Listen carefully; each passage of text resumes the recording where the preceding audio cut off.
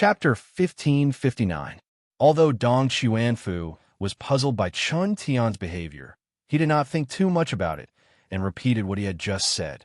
This time, Chun Tian could be said to have heard it very clearly. Because of this, he was very surprised. With just this request, Yang Qindong would bring 500 followers into Yunnan Manor. Was he not worried about his own safety? Puzzled, he repeated his question. Just this one request. Yes, just this one request. But these notices must be posted all over the streets and alleys of the 3 provinces so that all the people know about this. At that time, my king will come to Yunnan Manor and give the 3 provincial kings a chance to turn over a new leaf. Dong Xuanfu raised his head and said proudly, "Look, this was their king." The so-called danger was nothing in his eyes at all. Just this boldness alone was something they could never learn. Okay, no problem. Chen Tian agreed immediately. He just wanted to spread the news and let the people of the 3 provinces know. But what was the use of this? To threaten the people? Ha! At that time, ordinary people did not have any status. Often, when the noblemen and officials said that the country was prosperous and the people were at peace, they were referring to the scholars and the noble families because they were often with the noblemen. In the eyes of the noblemen, if these people were satisfied, then the people of the world would be satisfied. Because of this, Chen Tian really did not know the use of Yang Qindong's request. So what if the people of the 3 provinces were at his beck and call? Could these people turn the world upside down? The result of this meeting was a happy ending. After Chen Tian left, he went to see Zhu Huiyin and told him about Dong Xuanfu and the others, or rather Yang Qindong's request. The 3 provincial kings were very happy to hear it. Ha! Great news! Great news! As long as Yang Qindong enters Yunnan Manor, he will be the prey in our eyes. He will not be able to turn the world upside down. At that time, we will be able to use the emperor to order his vassals. No matter how big the territory and how much wealth, it will be ours. Qinggong, let's go and settle this matter immediately. In order to prevent any undue delay, this matter has to be done quickly. Also, send someone to keep an eye on Yunnan Manor to prevent this Bugnam of Gojoseon from secretly sending people into the city.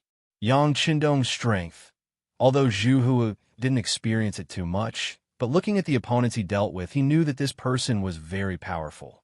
In order to prevent the other party from playing any tricks in the dark, he had to strengthen his control over Southern Cloud Manor, especially in terms of military force.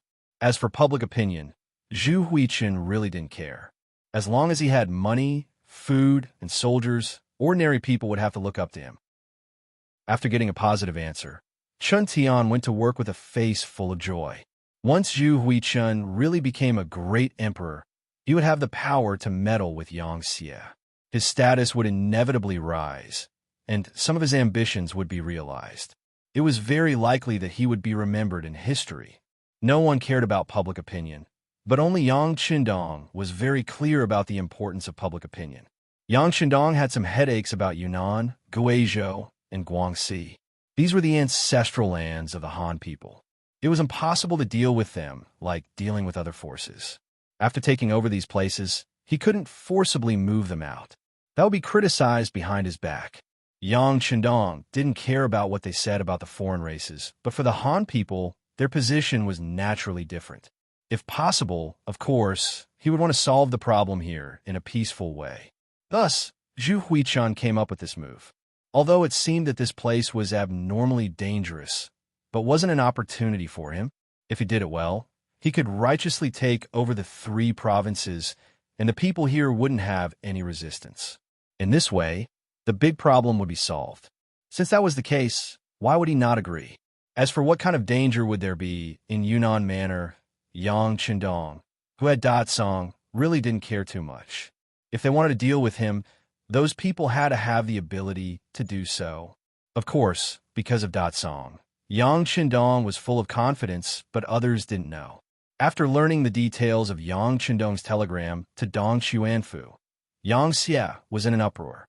First, it was the 2 commanders of the 2nd and 4th Divisions of the Lung Feng Army, followed by the 1st Cavalry Army's commander Tian Hu and the new army's commander Su He. Then, A group of officials in the first city and the people in charge of the provinces and regions also sent telegrams to inquire about this matter. At the same time, they also advised their king not to be impulsive. In this regard, Yang Qindong just smiled and accepted the concern of these people.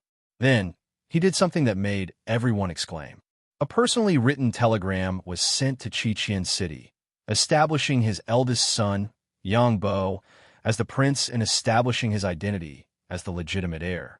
On the issue of establishing the successor, there were already many people who had spoken up. After all, Yang Qindong was different from other monarchs. He was a master who always liked to rush to the front line, and danger could be discovered at any time. It was true that Yang Bo was the eldest son, and he was also the son of Queen Huyan. No matter how one looked at it, he was the best choice to be the successor. However, without any instructions, anything could happen. As the saying goes, if the name is not correct, the words will not go smoothly. How could the other princes not have a chance to compete? Besides, Yang Xie was really too powerful. With such a huge monster, when Yang Qindong was around, the people in charge would be loyal and wouldn't have any other thoughts. But what if something happened? In the face of such a huge temptation, coupled with the fact that Crimson City was quite far away from many provinces, in a place where the heavens were high and the emperor was far away, it was inevitable that the ambitions in the depths of some people's hearts would be exposed. If that was the case, it was not impossible for the Yang faction to be torn apart. However, if the successor was confirmed, then it would be completely different. At that time, when Yang Qindong wasn't around, everyone would consciously follow the new young master. Regardless of whether they agreed in their hearts, they would have to do so on the surface. If some of them had other ideas and made other moves, Yang Bo would be able to give the order to send out troops to suppress them. Just like before, it would be justifiable. This was the importance of having a legitimate successor. It was because Yang Qindong was still very young, only in his 30s, and his health had always been very good.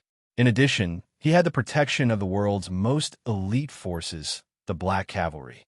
That's right, after some people's requests for a successor were not answered, they weren't particularly anxious.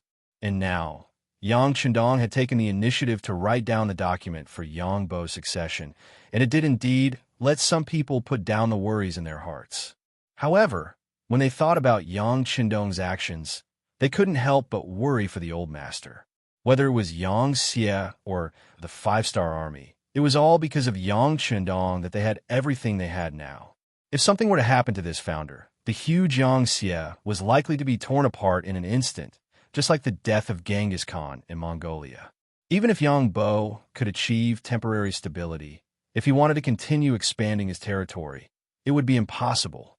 For some of the officials who still wanted to see how far the Han people could go, of course, this was not what they wanted.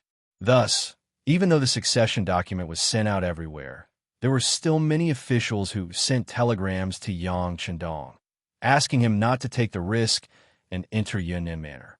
Among them, City Lord Yu Qian was the leader.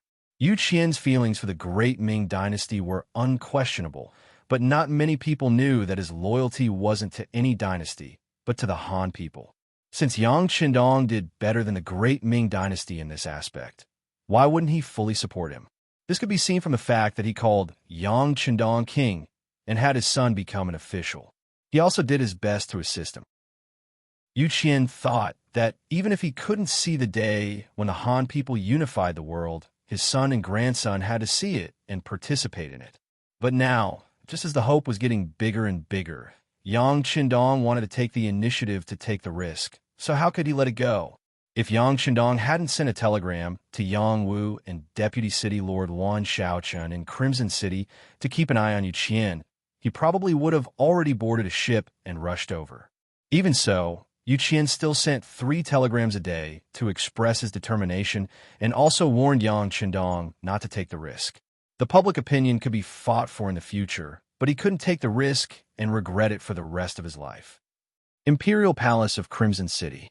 Yang Bo, who was already 10 years old, had already grown into a handsome young man. Ever since his father left Crimson City 6 years ago, he had not returned. In other words, Yang Bo, who was already 10 years old, had not seen his father for more than 6 years. However, this did not affect the glorious image of Yang Qindong in his heart. Putting aside everything else, in the past 6 years, Yang Qindong had restored the far eastern province and taken down Eastern Europe and Central Asia. He had destroyed countless countries and increased the wealth, territory, and population of the Yangtze. It wouldn't be long before news of a great victory came from the front. When the little Yang Bo heard this, he felt a sense of pride and glory. From how he saw it, this was why his father was so amazing, and he felt proud to have such a father. With his father as his role model, Yang Bo did not live a pampered life because of his status as the crown prince. On the contrary, he worked even harder than the children of other families. He studied and learned how to wield his saber, and he had done some research on firearms. As the empress mother, Hu Yin naturally gave her full support. Whatever Yang Bo wanted to learn, the top talents in the entire Crimson City could be his teachers, allowing him to ask any questions he wanted. With great support, Yang Bo was more opinionated than his peers, and he was also more mature. He had always thought that he had to work hard so that when his father returned to Crimson City, he would be praised by his father.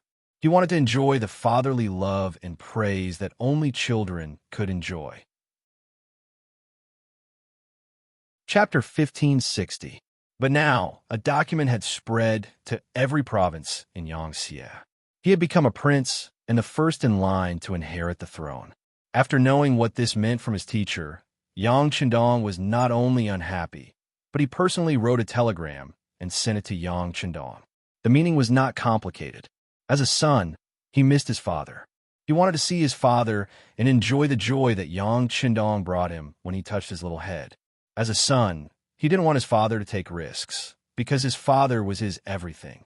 As the son of a king, and a possible king in the future, he understood his father's approach. He wished his father a triumphant return and would wait for his safe return.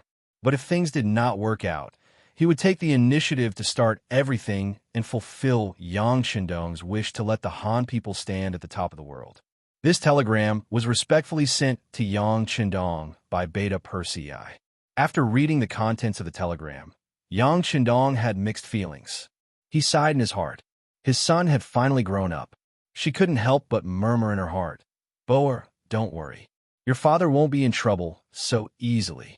I will lead you to a higher peak. I will watch you get married and have children.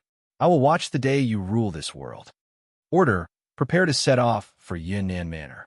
At this moment, Yang Qindong's face was full of high spirits. He wanted to set an example for his son. He wanted to make everything impossible possible. According to the news, the kings of the 3 provinces had already posted notices, stating that as long as King Wu Nan, Yang Qindong, was willing to condescend to the Southern Cloud Manor, the king of the 3 provinces, Zhu Huixian, would be moved by his sincerity. The 3 provinces might surrender without a fight and become part of Yang Qindong's territory. When a notice was posted, the local people were overjoyed. They had long heard about the treatment of the Han people in Yangtze's territory. Not only did everyone have a grain field, but they were also given houses to live in. Those with skills could also work in factories to earn money. It was said that many people who went there first not only did not have enough food at home, but also had meat on the table during the new year. All of this was undoubtedly a fairy-like life for the ordinary people. If it was not because they were too far away or because the village officials and officials at all levels were too strict, they would have fled and sought refuge. Now, they could become a member of Yangtze without moving and enjoy all kinds of good policies. All of the people were naturally overjoyed and looked forward to Bugnam of Gojoseon's appearance in Yunnan Manor. Of course, most of the people did not think that Yang Qindong would be a threat once he entered the territory of the 3 provinces. From their point of view, Bugnam of Gojoseon, who could destroy the Mongolians and the surrounding foreign tribes, moved into Yunnan Manor. It was the same as returning to his own home. How could there be any danger? On the contrary, if Bugnam of Gojoseon did not come, it would mean that he did not want them and their lives would be in danger.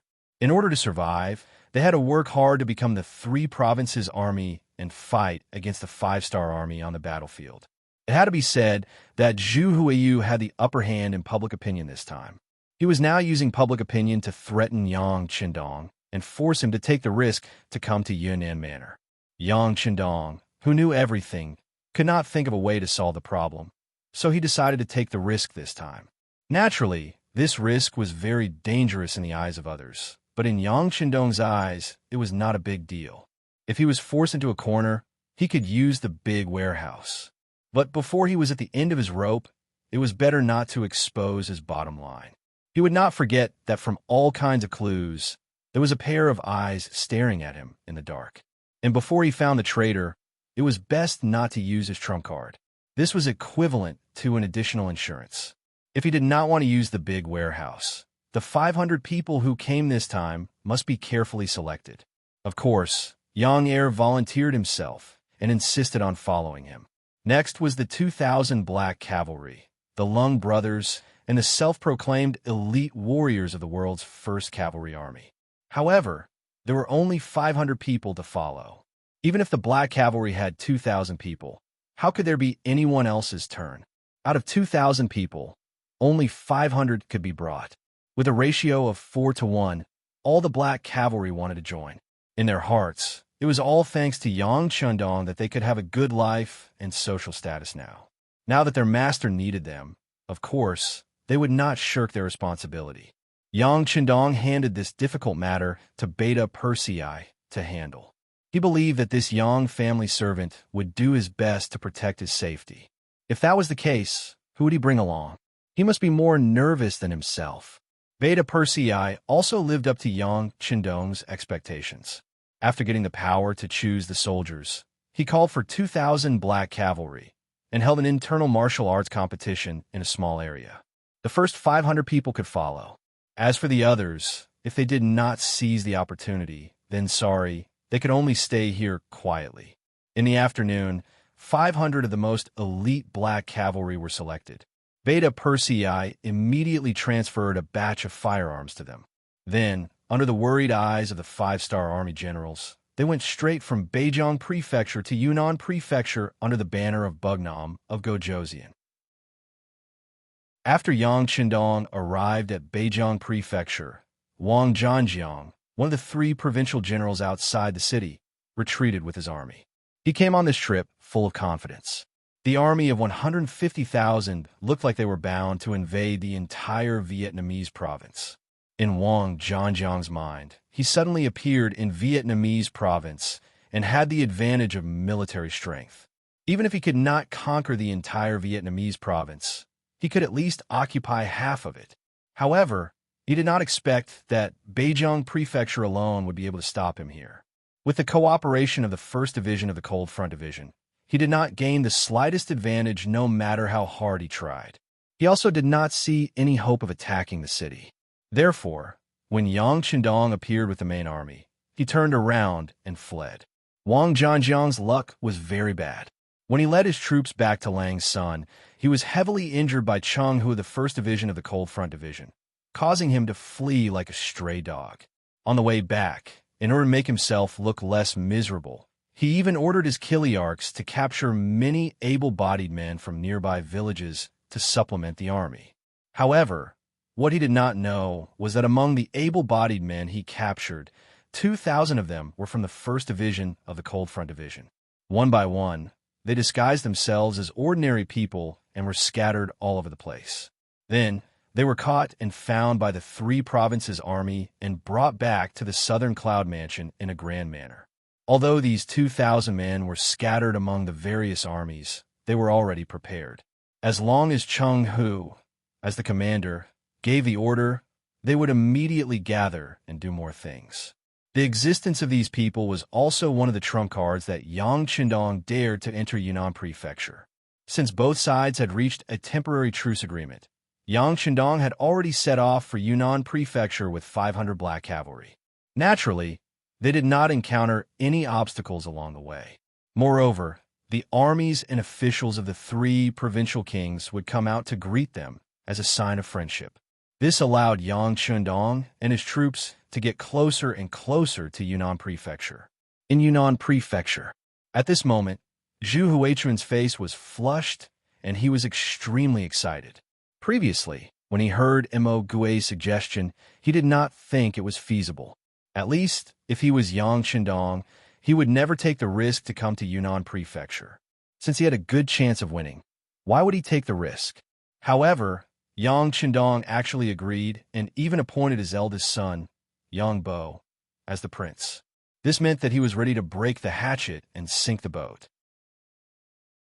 When Zhu Huiqiu thought about how long it would take for Yang Qindong to appear in front of him and even be controlled by him, then he might indirectly control the entire Yang family. His heart began to beat faster and faster, and it didn't slow down. In his excitement, he secretly mobilized the elite forces in his hands to get closer to Yunnan Prefecture. What he needed to do was to wait for Yang Qindong to enter the city and find the right opportunity to control him for his own use. In order to successfully complete this mission, he continuously mobilized the elite forces under him from the provinces and gathered outside Yunnan Prefecture. At the same time, he also sent out a large number of scouts to pay attention to the main forces of the five-star army in the south of Langsan. Once he found out that they were acting strangely, he would use Yang Qindong as an excuse to immediately send troops to attack and take the initiative first. However, from the information he received so far, the main forces of the five-star army were very obedient. They seemed to believe that Yang Qindong could succeed in the peace talks and did not have the slightest intention of moving to the three provinces.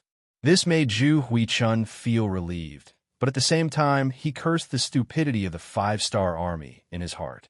10 days later, when he learned that Yang Qindong and his 500 men were less than 3 days away from Yunnan Prefecture, Zhu Huichun called a group of his confidants to a secret room to discuss and perfect the military plan.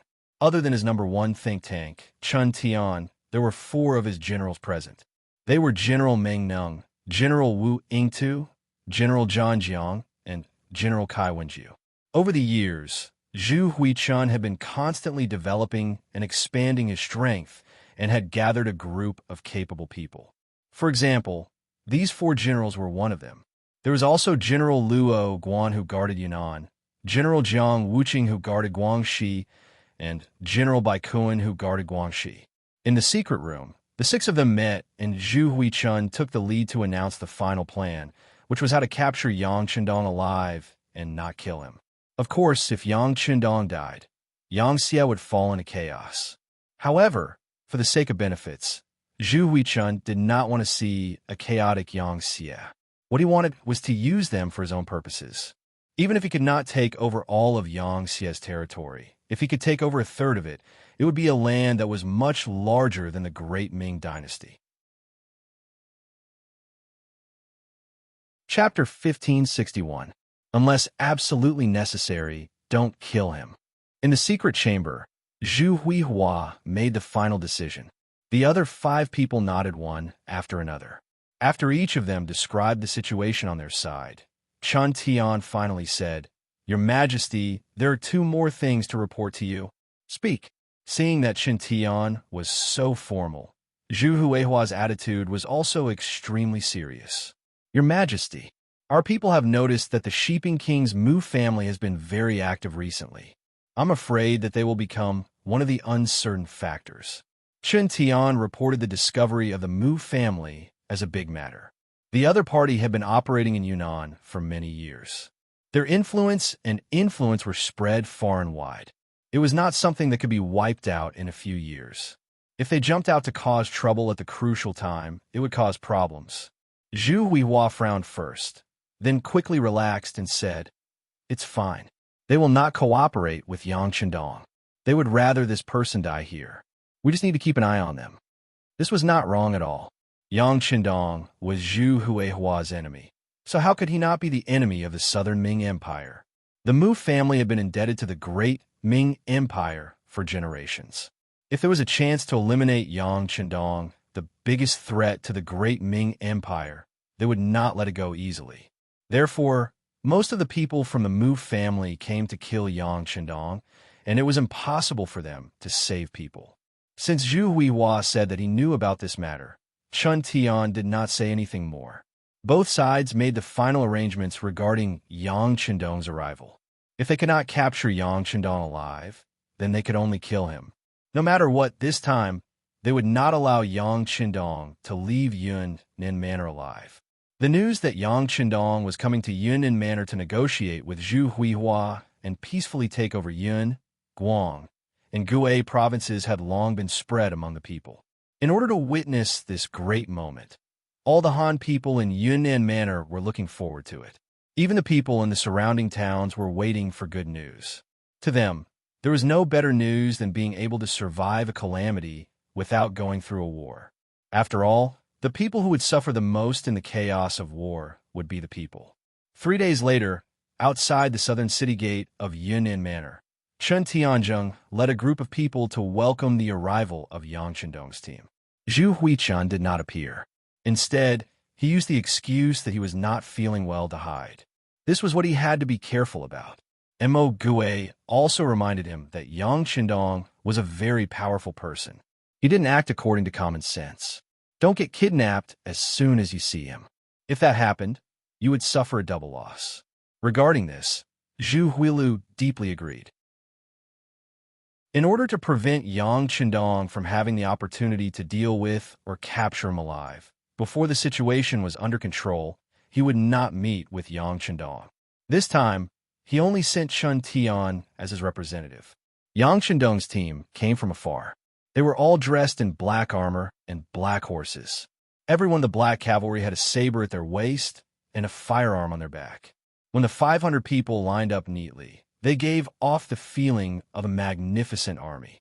He had long heard of the legends of the black cavalry's ability to fight, but he had never seen it before. He thought that the world had exaggerated their abilities.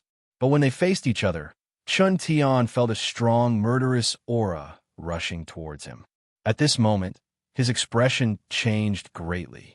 He couldn't help but think to himself, it's only 500 black cavalry, but they already give off the feeling of a magnificent army. It's invincible. If there were 2,000 black cavalry, even if he sent out 20 or 30,000 people, he wouldn't be able to cause any damage to the enemy in a short time. Thank goodness, thank goodness. We only agreed on 500 people. It seems like Yang Chendong is also abiding by the rules. Chen Tian said in his heart, thank goodness, thank goodness. With a smile on his face, he quickly led his men to welcome them. Yang Chendong was no stranger to Chen Tian. They had interacted many times before. Thus, he recognized him from afar. But when he didn't see Zhu Huilio's figure, Yang Chendong deliberately pretended to be unhappy and asked, what's wrong? The 3 provincial kings didn't come? Although all of this was within his expectations, Zhu Huilu wouldn't easily show himself and wouldn't give him a chance to capture the king first.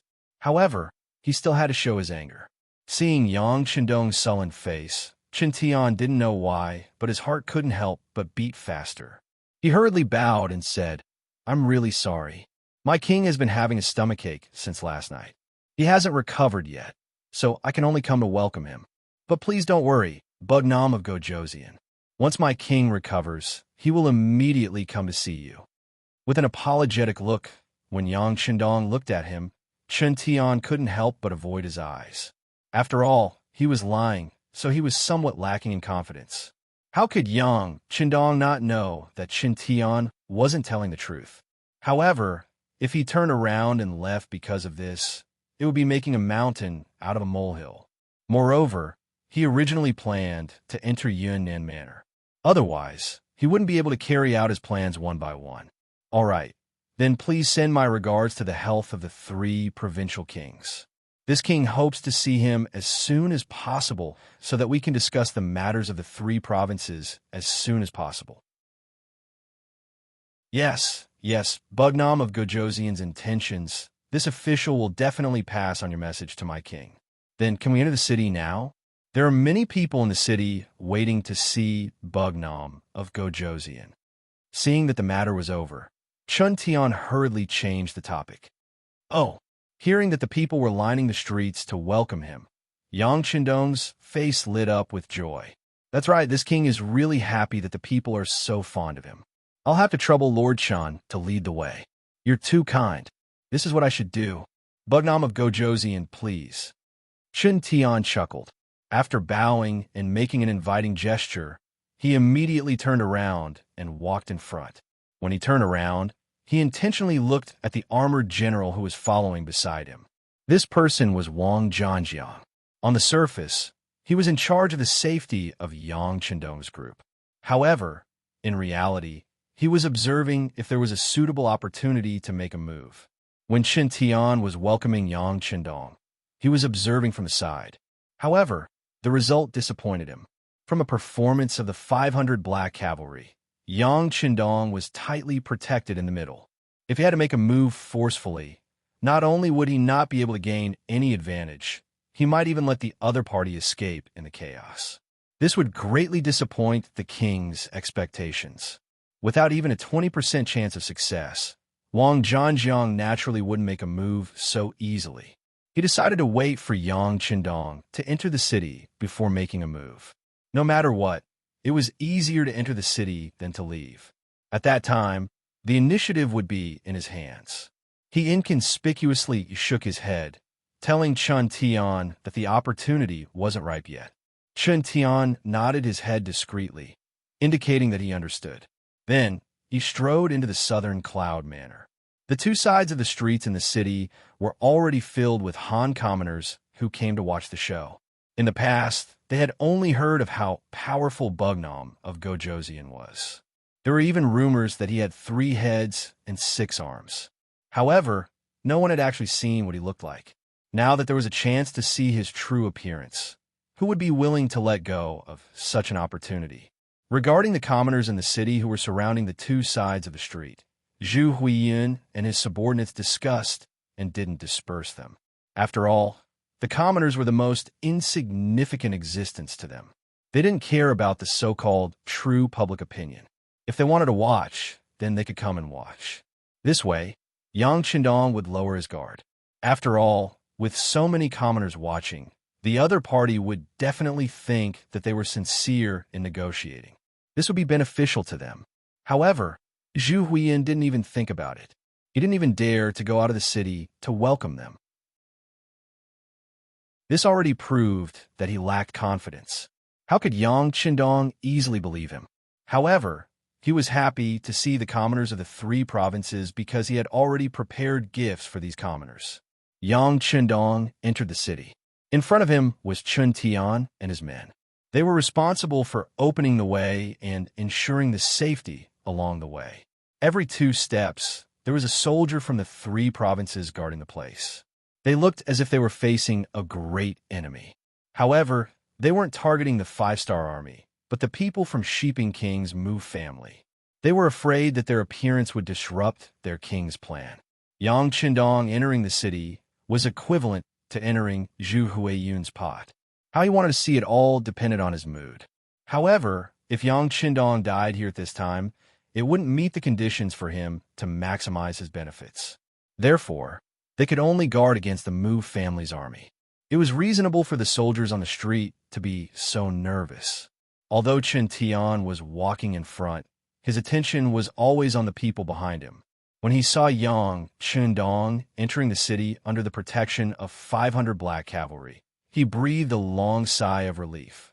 He was worried that the other party would leave without even entering the city gate. In that case, all the plans would be child's play. But now, the other party had entered the city, and everything that followed was no longer up to the other party. The Black Cavalry entered the city. Yang Chendong, who was riding on the only white horse, the White Dragon, was greeted by the curious gazes of the commoners. At that moment, he also put a smile on his face, showing a refreshing appearance. But his lips moved slightly.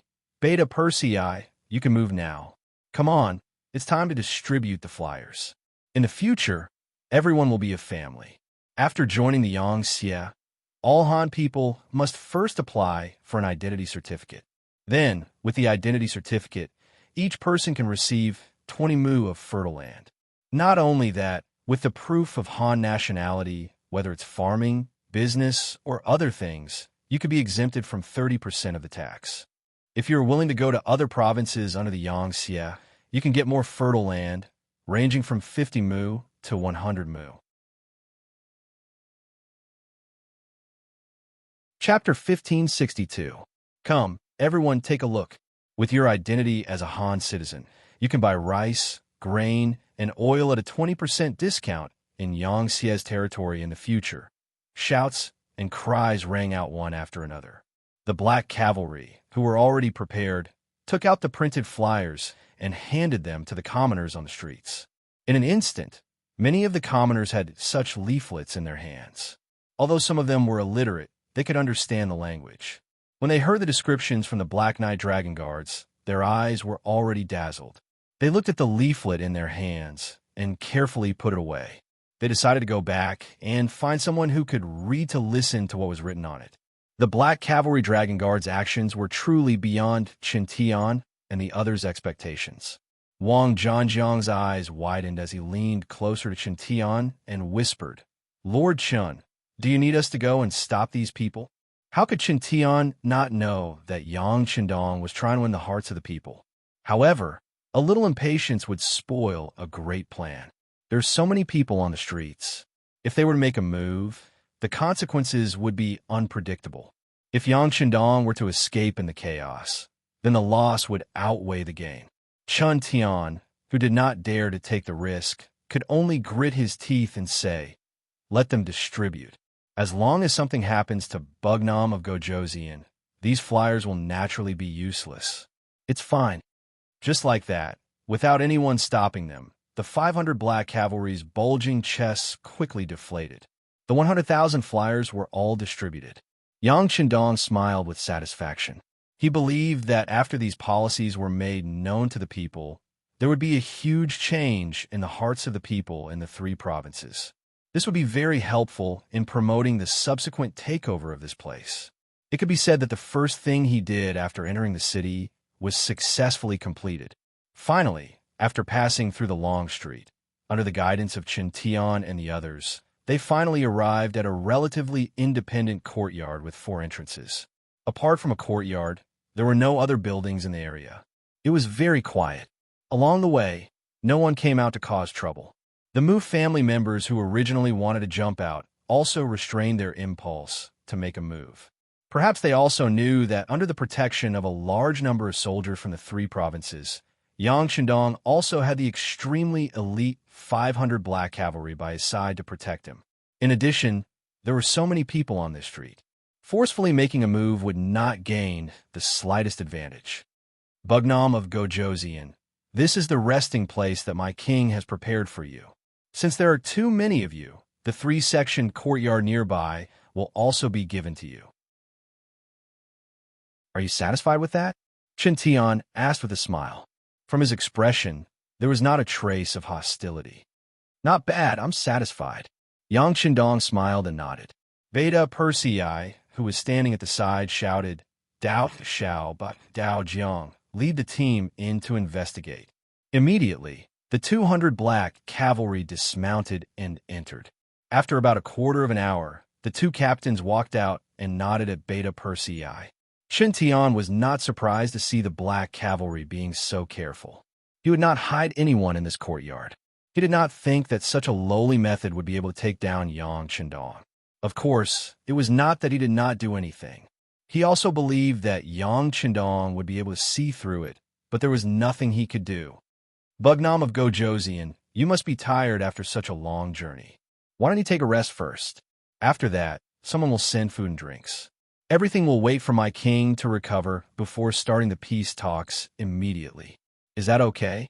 Seeing that the matter was settled, Qin Tian cupped his hands and prepared to leave.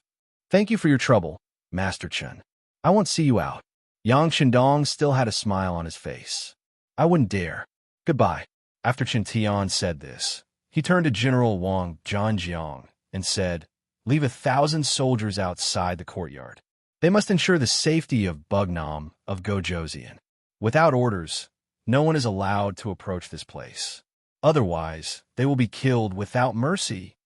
"Please rest assured, Master Chen," Wang Zhanjiang replied happily.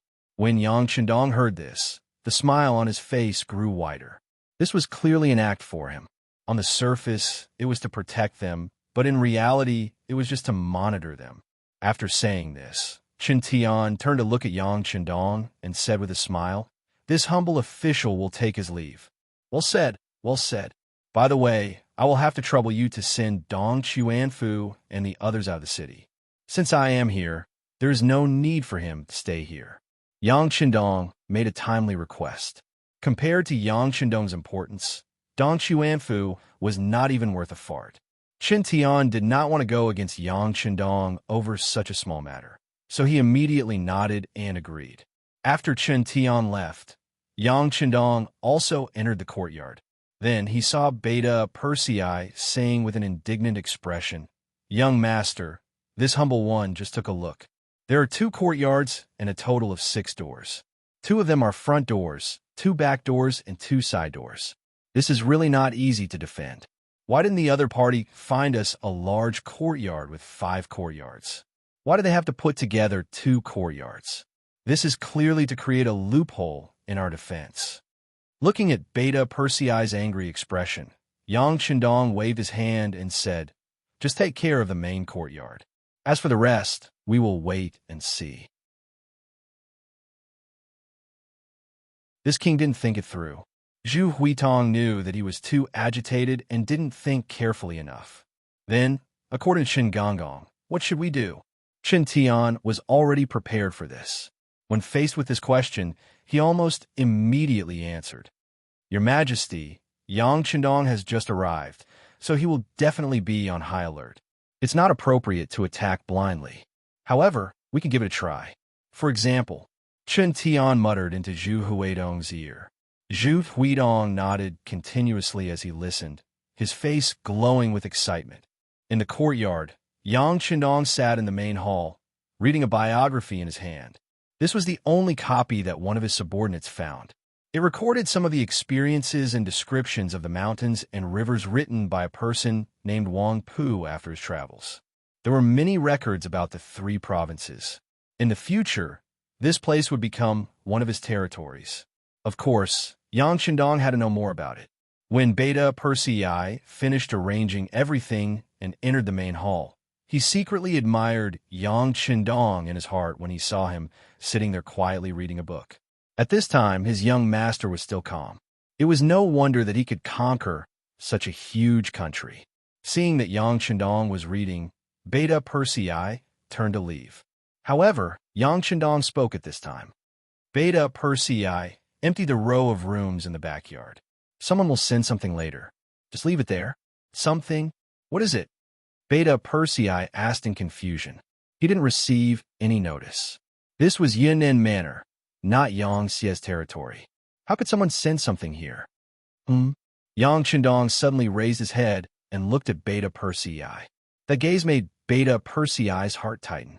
He suddenly thought that it must be an extremely confidential matter. His question just now was obviously superfluous. He immediately said, "Yes, young master. I'll arrange for someone to empty that place." Chapter 1563. After he finished speaking, Beta Persei turned around and left after seeing that Yang Qindong had no intention of saying anything else. Leaving Yang Qindong alone in the main hall, he let out a sigh of relief. Of course, he would not let anyone else know about the secret of Dot Song, not even Beta Persei. Yang Qindong was very clear about the principle that if the emperor did not keep the secret, he would lose his minister, and if the minister did not keep the secret, he would lose his chastity. Ever since the king of Bangla was assassinated, he always had a feeling that an invisible net was covering his head, and he always felt that someone was watching him in the dark. Although he had wanted to trace the origin of this feeling, unfortunately, there was nothing because this was just a feeling he had. However, Yang Qindong believed this feeling without any evidence, and before he found the traitor, he would not easily trust anyone. Of course, he believed in people like Beta Persei who followed him all the time, but he could not guarantee that the people around Beta Persei were reliable. In order to reduce the complications, it was better not to tell anyone. As for the row of houses in the backyard, Yang Qindong naturally wanted to put weapons there. This time, although the 500 black cavalry also brought firearms with them, they were very limited. This was especially true for ammunition, which was extremely lacking. And if they had enough ammunition, the 500 black cavalry would be enough to guard the small courtyard and prevent any enemy from advancing. It was dark. The three provincial armies sent food for the 500 black cavalry. Beta Persei brought Dao Xiao and Ba Daojiang to check carefully and did not find any problems. But for the sake of safety, they only sent a squad of 10 black cavalry to try first. After seeing that there were no adverse reactions after an hour of eating, everyone began to eat. Yang Qindong agreed with everyone's caution. Although he did not think that the three provincial armies would do anything because it would only prove the other party's stupidity, it was better to be safe than sorry. After the meal, the small courtyard became quiet.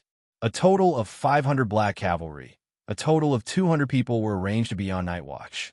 They were hidden in every corner of the two courtyards, showing the caution of the black cavalry. The black cavalry was not only strong in individual combat, but also had a good sense of obedience and loyalty. What was more, they were cautious. When they should be bold, they would charge forward.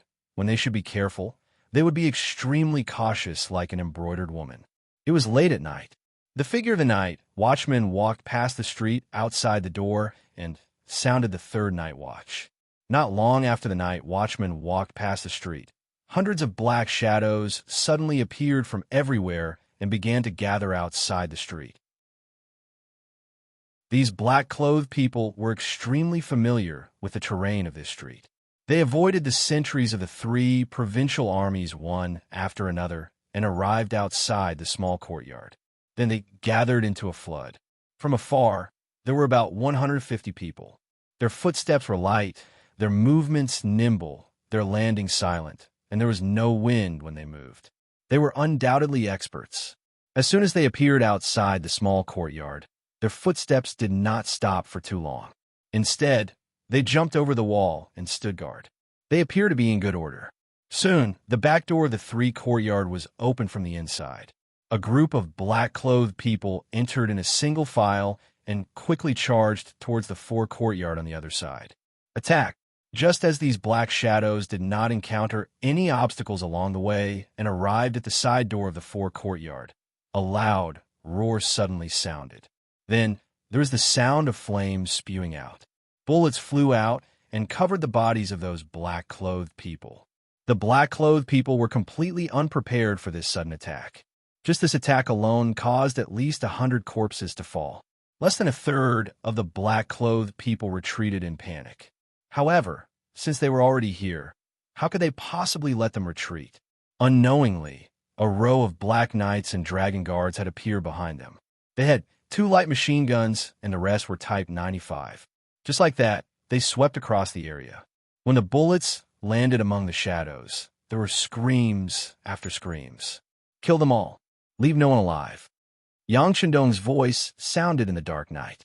Unknowingly, he was already standing in the small courtyard.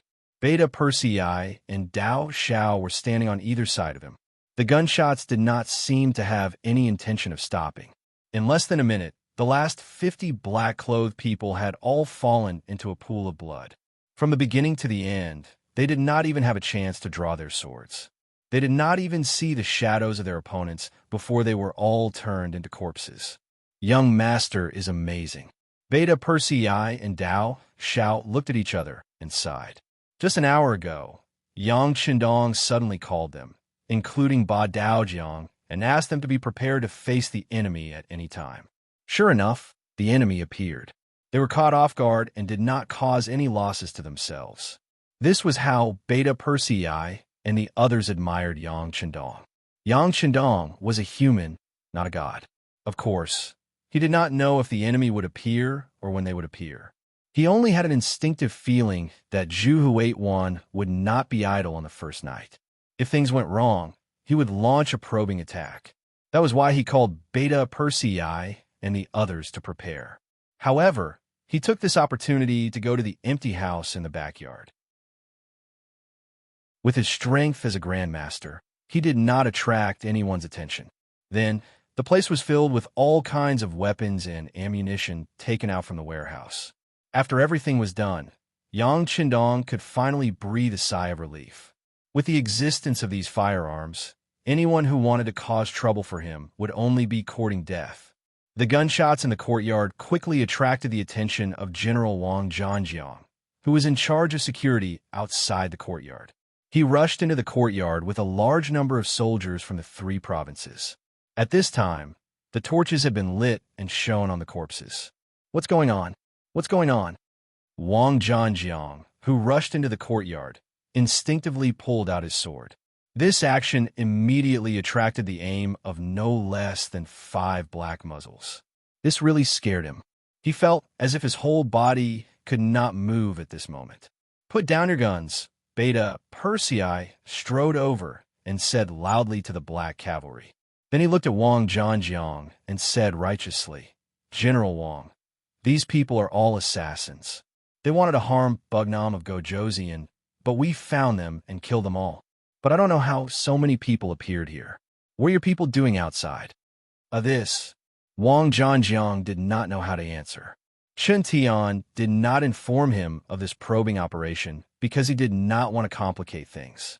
So General Wang, who was completely unaware, did not know how to answer. Looking at Wang Zhanjiang's stammering and flushed face, Yang Er shook his head. Without waiting for Wang Zhanjiang's answer, he said, "All right, since you're here, I'll have to trouble you to transport these corpses out." After speaking, Beta Persei turned to leave. At this time, Ba Daojiang came forward and whispered, "Second brother, we've used up 1/5 of our gunpowder in this battle. If this continues, I'm afraid. Let's go back and talk." Beta Persei glared at Ba Daojiang, then turned and strode away. And all this was seen by Wang Zhanjiang. At this moment, his heart trembled, as if he had understood something. Because of Wang Zhanjiang's arrival, the assassins' corpses were quickly moved out by the 3 provinces' army. Then the general went straight to the 3 provinces' palace without stopping. Chen Tian did not go back to rest. He was waiting for news here. After seeing Wang Zhanjiang's arrival, he and Zhu Huiqiu listened to his report seriously. After hearing that the 150 skilled assassins were all dead and did not cause any casualties to the 5-star army, both Zhu Huiqiu and Chen Tian stopped talking. They did not expect this operation to be successful, but at least they could injure some of the black cavalry. But now, it seemed that they had underestimated their opponent's strength. "My king, Lord Chun, this general also heard some news." Wang Zhanjiang thought for a while and decided to tell them what he heard. "Oh, what news?" Zhu Huiqiu asked. Wang Zhanjiang wiped the cold sweat off his forehead. He was obviously shocked by the black cavalry's killing methods. He quickly calmed himself down and said, "This general heard that the black cavalry used up 1/5 of their gunpowder." "What?" Hearing this, Chen Tian exclaimed. He took a step forward and asked Wang Zhanjiang with his face almost touching, "General Wang, what did you just say? Please repeat it." Wang Zhanjiang was shocked by Chen Tian's action, but he still repeated what he said just now. "Ha ha ha." After confirming that he heard it clearly this time, Chen Tian laughed and turned to Zhu Huiqiu.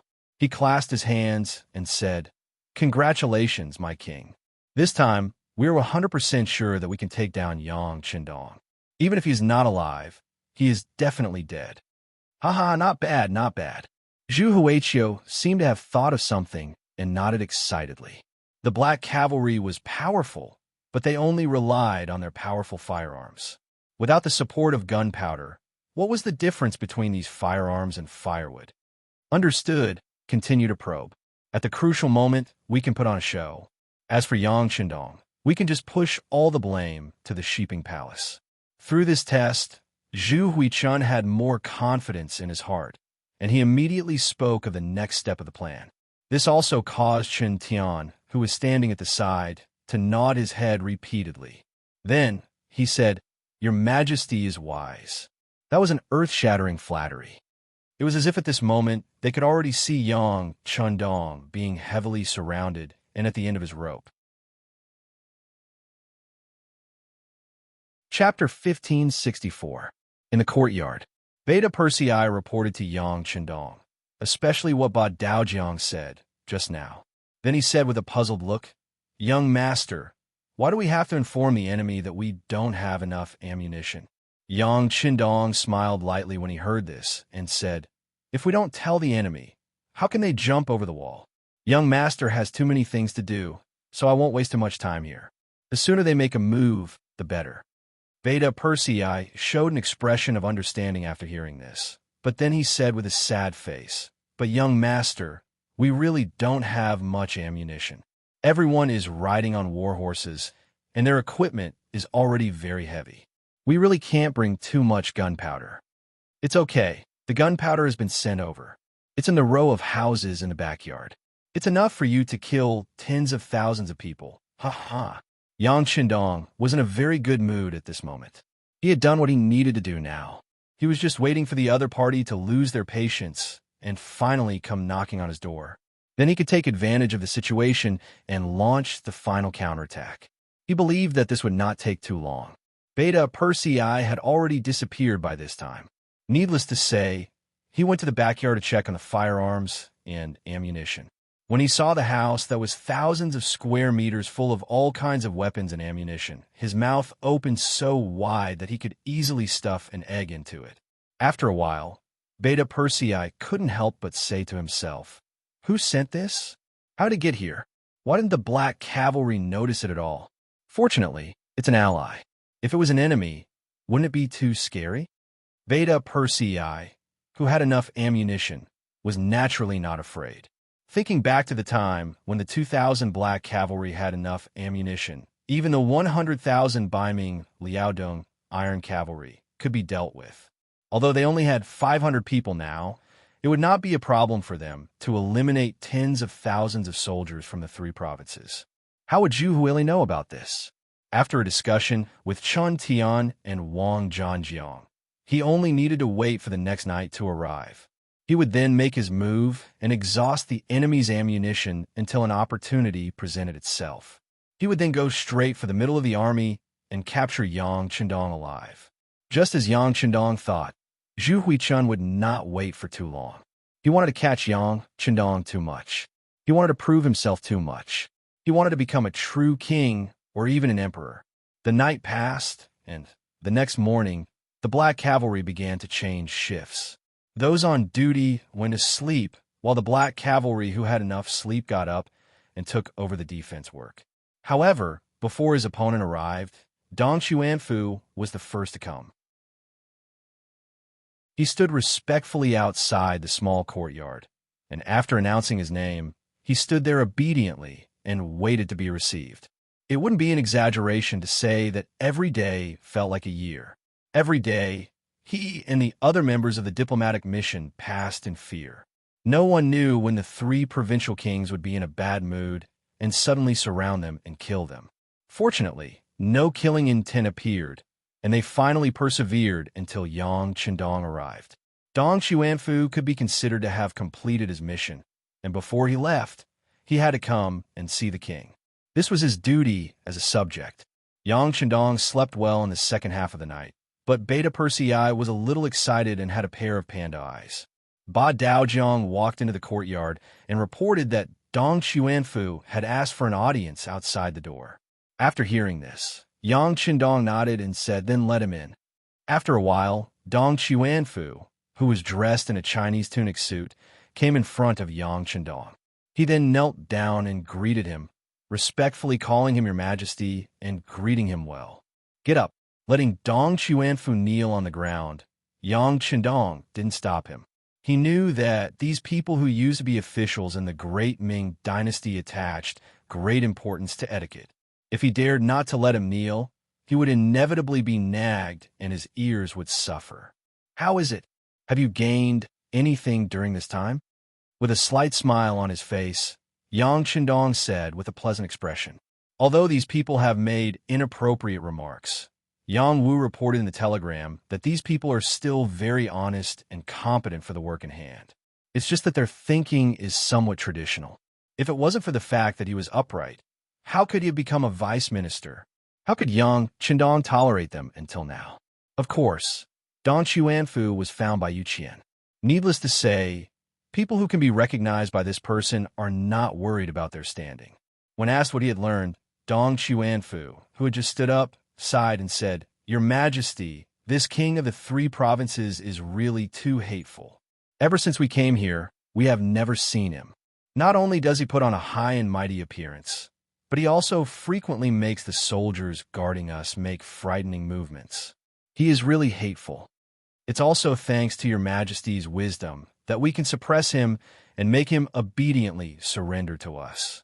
Even at this time, Dong Xuanfu was still kind enough to think that Yang Qindong's arrival was really to accept Zhu Huihua's surrender. Regarding this, Yang Qindong didn't mean to explain. He didn't want to show off his greatness in front of his officials, as if his appearance saved these people. Although this was the truth, but even without these people, in the face of righteousness, Yang Qindong was skilled and bold and would still make this trip. He also didn't want to say that the reason why Zhu Huihua let Dong Xuanfu and the others go was because they were useless, and letting them go could also show his benevolence and make him famous. Well, this time when you go back, work hard. You also need to know that in this world, the so-called justice is just, in the end, whose fist is bigger. Otherwise, the weak will not have any right to speak and receive any respect. If you have time, you can tell your colleagues about your experience. Perhaps a country can be ruled by law, by etiquette, and by virtue. But a country must be founded with one's fist. This is a principle that hasn't been repeated for thousands of years. Sometimes, killing people is also to save more people, understand? It was rare for Yang Qindong to say so much at once.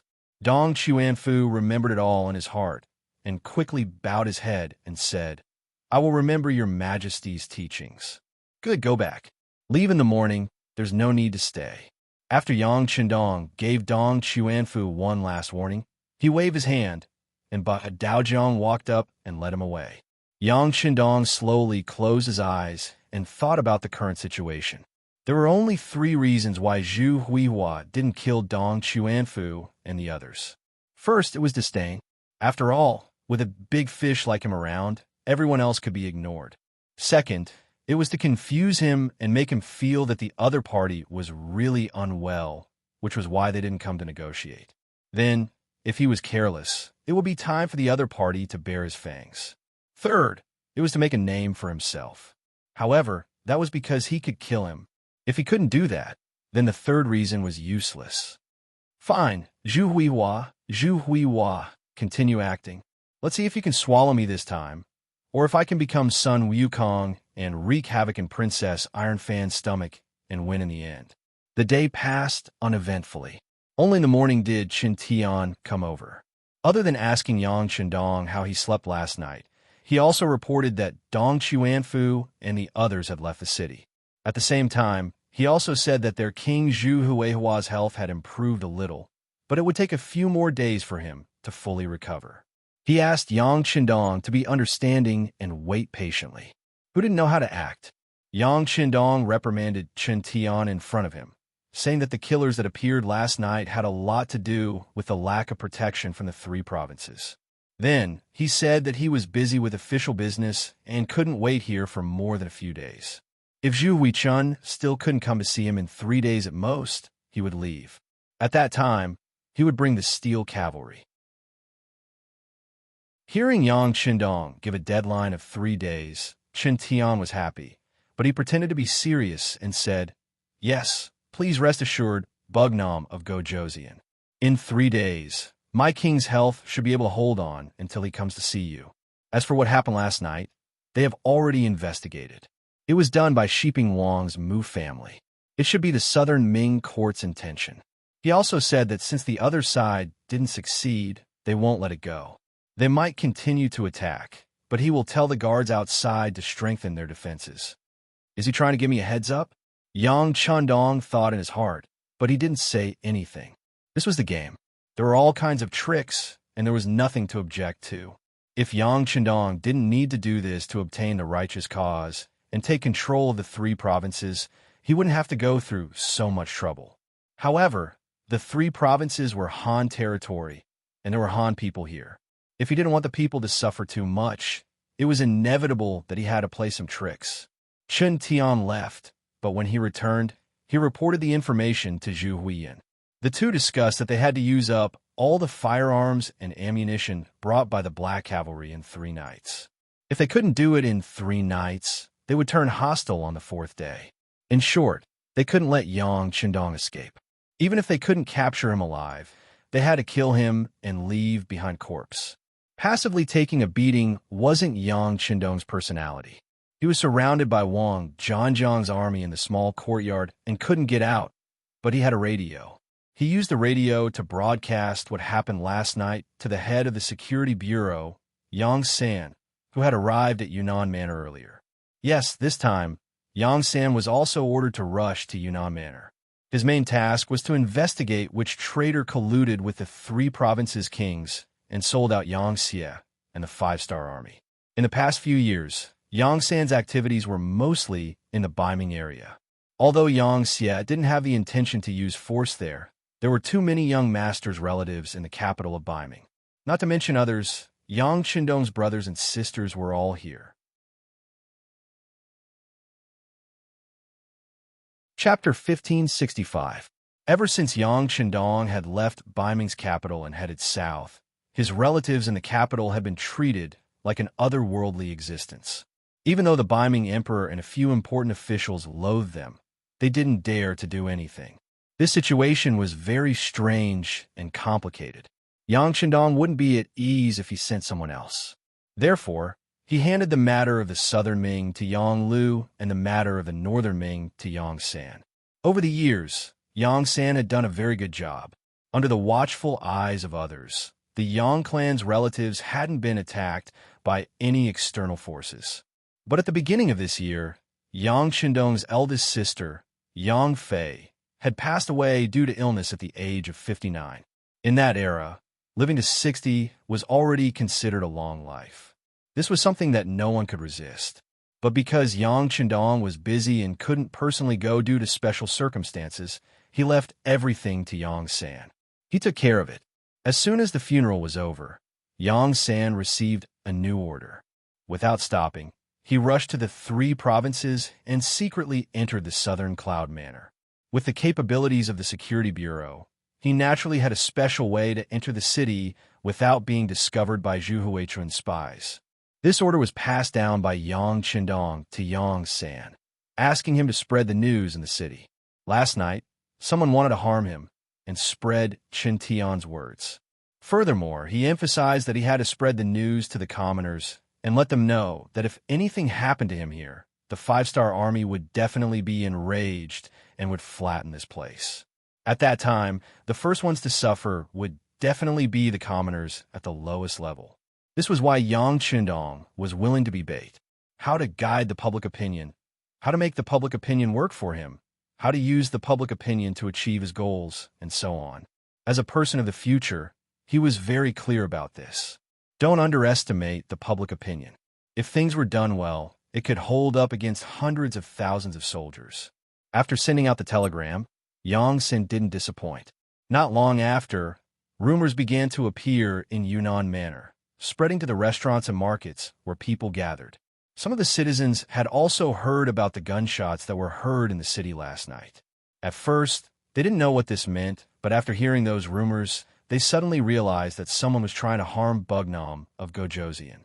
As the rumors spread more and more, all kinds of unfavorable news began to spread among the people. After 4 hours of fermenting, the public opinion was boiling in the afternoon, and the news had spread to the extent that everyone in the streets and alleys knew about it. Have you heard? Last night, there were assassins who rushed into the courtyard where Bugnam of Gojoseon lived. Just the sound of gunfire alone has been ringing for a long time. Why haven't I heard about it? Everyone knows about it now. Hey, who do you think is so daring? Guns are so powerful. Aren't we just going to die? Come on, what do you care about? Did you not consider what would happen if the assassins hurt Bugnam of Gojoseon? What would happen? This sentence attracted the attention of many people in the tea house. Think about it.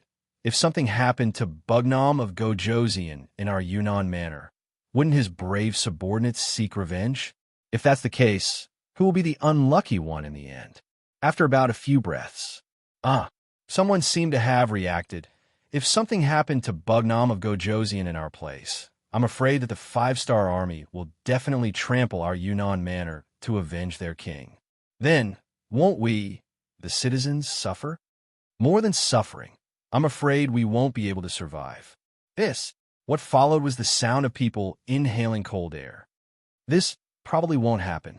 We all know this. How can the three kings not know this? He will definitely send people to protect Bugnam of Gojoseon.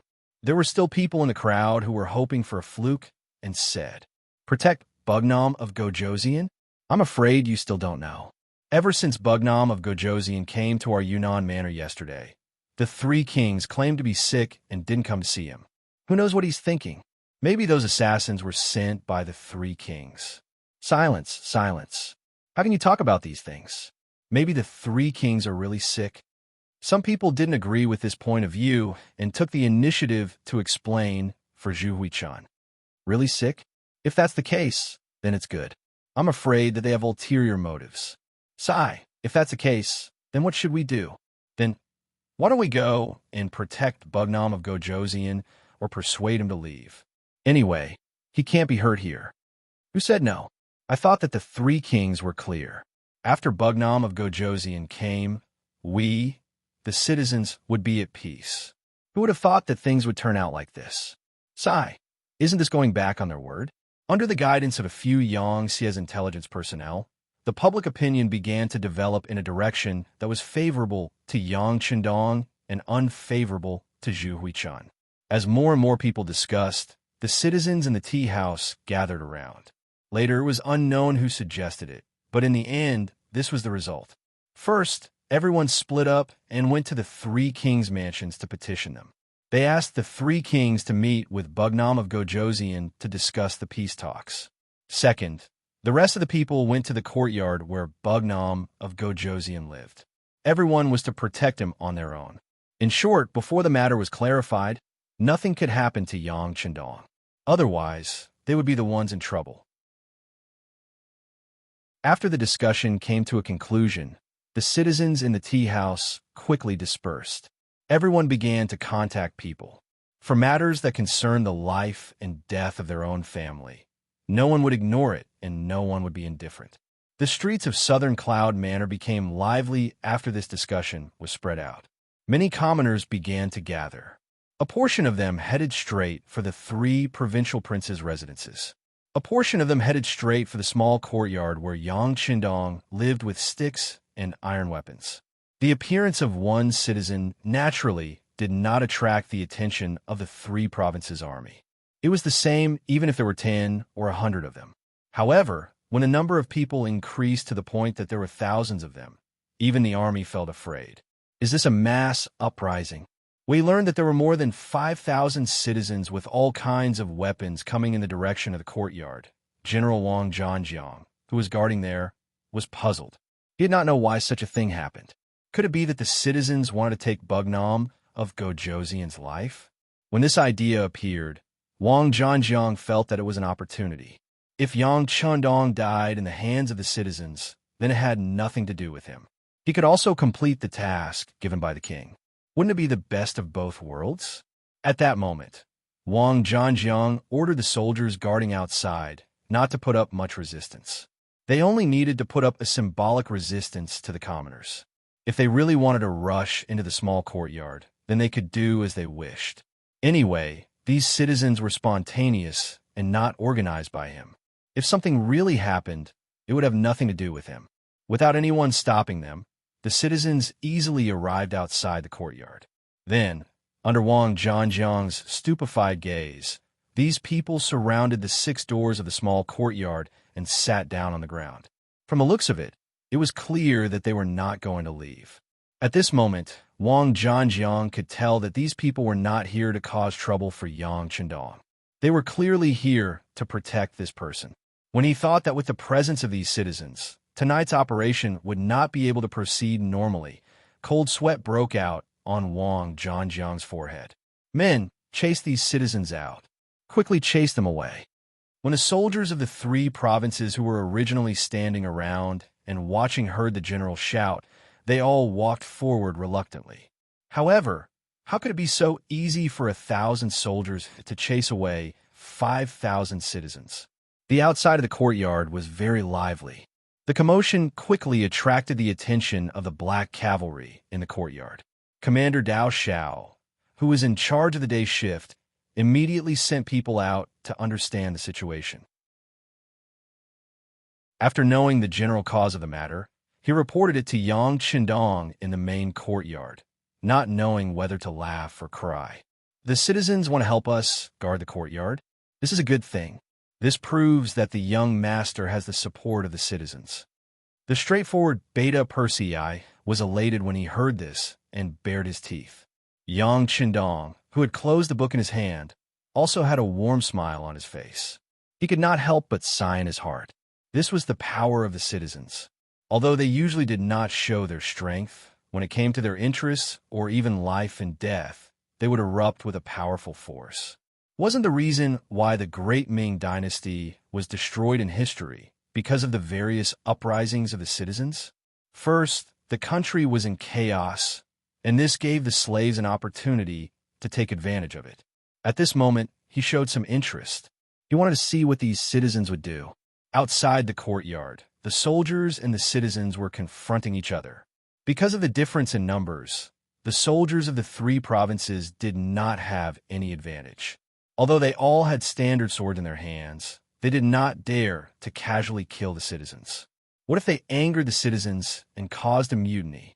What's more, the soldiers were originally made up of commoners, and some of them were originally from the southern Cloud Manor. His friends and relatives were among these 5,000 people. So how could they bear to kill them? In the chaos, the situation was already out of control. Wang Zhanjiang had no choice but to retreat and go straight to the three provincial palaces to ask for reinforcements. At this time, the three provincial palaces were also not peaceful. Thousands of citizens were gathered outside, shouting loudly. They wanted the three provincial kings to see Bugnam of Gojoseon and discuss the peace talks together. Bugnam of Gojoseon is already here. Now is the time for us to show our sincerity. We can't go back on our words. That's right. A person must be honest. He came to our territory without worry. We can't treat Bugnam of Gojoseon like this. Willing to invite the three provincial kings to go to the peace talks. Willing to invite the three provincial kings to go to the peace talks. Chapter 1566. More and more voices rang out, and finally, they converged into one sentence. Outside the mansion, the shouts grew louder and louder. Inside the mansion, Zhu Huichio's expression was very ugly. He couldn't understand why the situation had suddenly changed. What had happened? Chun Tian had been urgently summoned from the backyard of the mansion. When he heard the shouts outside, he said nervously, "Your Majesty, this matter must be suppressed. We can't agree to the people's demands." Zhu Huichio rolled his eyes at Chun Tian. Isn't this nonsense? It wasn't easy to trick Yang Qindong into coming here. How could he be satisfied if he didn't teach him a lesson? That's enough, Qin Gongong. Let's talk about what we should do now. Okay. Qin Tian fell into deep thought. But as expected of Zhu Huichio's think tank, he quickly raised his head again. Your Majesty, we can only stall for time now. At the same time, we have to act quickly. Qin Tian took a step forward and reported his idea to Zhu Huichio in a low voice. Zhu Huichio kept nodding as he listened. Finally, he waved his arm and said, "That's right. Let's do it this way. But it's a pity. I'm afraid it will be difficult to capture Yang Qindong alive and use him for our own purposes. Your Majesty, don't worry. When the time is right, I will have a good talk with Bugnam of Gojoseon. I don't think anyone is willing to die. Maybe there's still a chance. I hope so. Qin Gongong, I'll leave this matter to you. Go ahead and do it." Zhu Huichio waved his hand and sighed. After watching Chun Tian leave, he thought for a moment and went straight to the backyard of the mansion. In the backyard, Mo Gue was sitting in front of the pond. He seemed to know that Zhu Huichio was coming. There were 2 teacups in front of him, and the tea was still steaming. "King of the 3 provinces, please take a seat."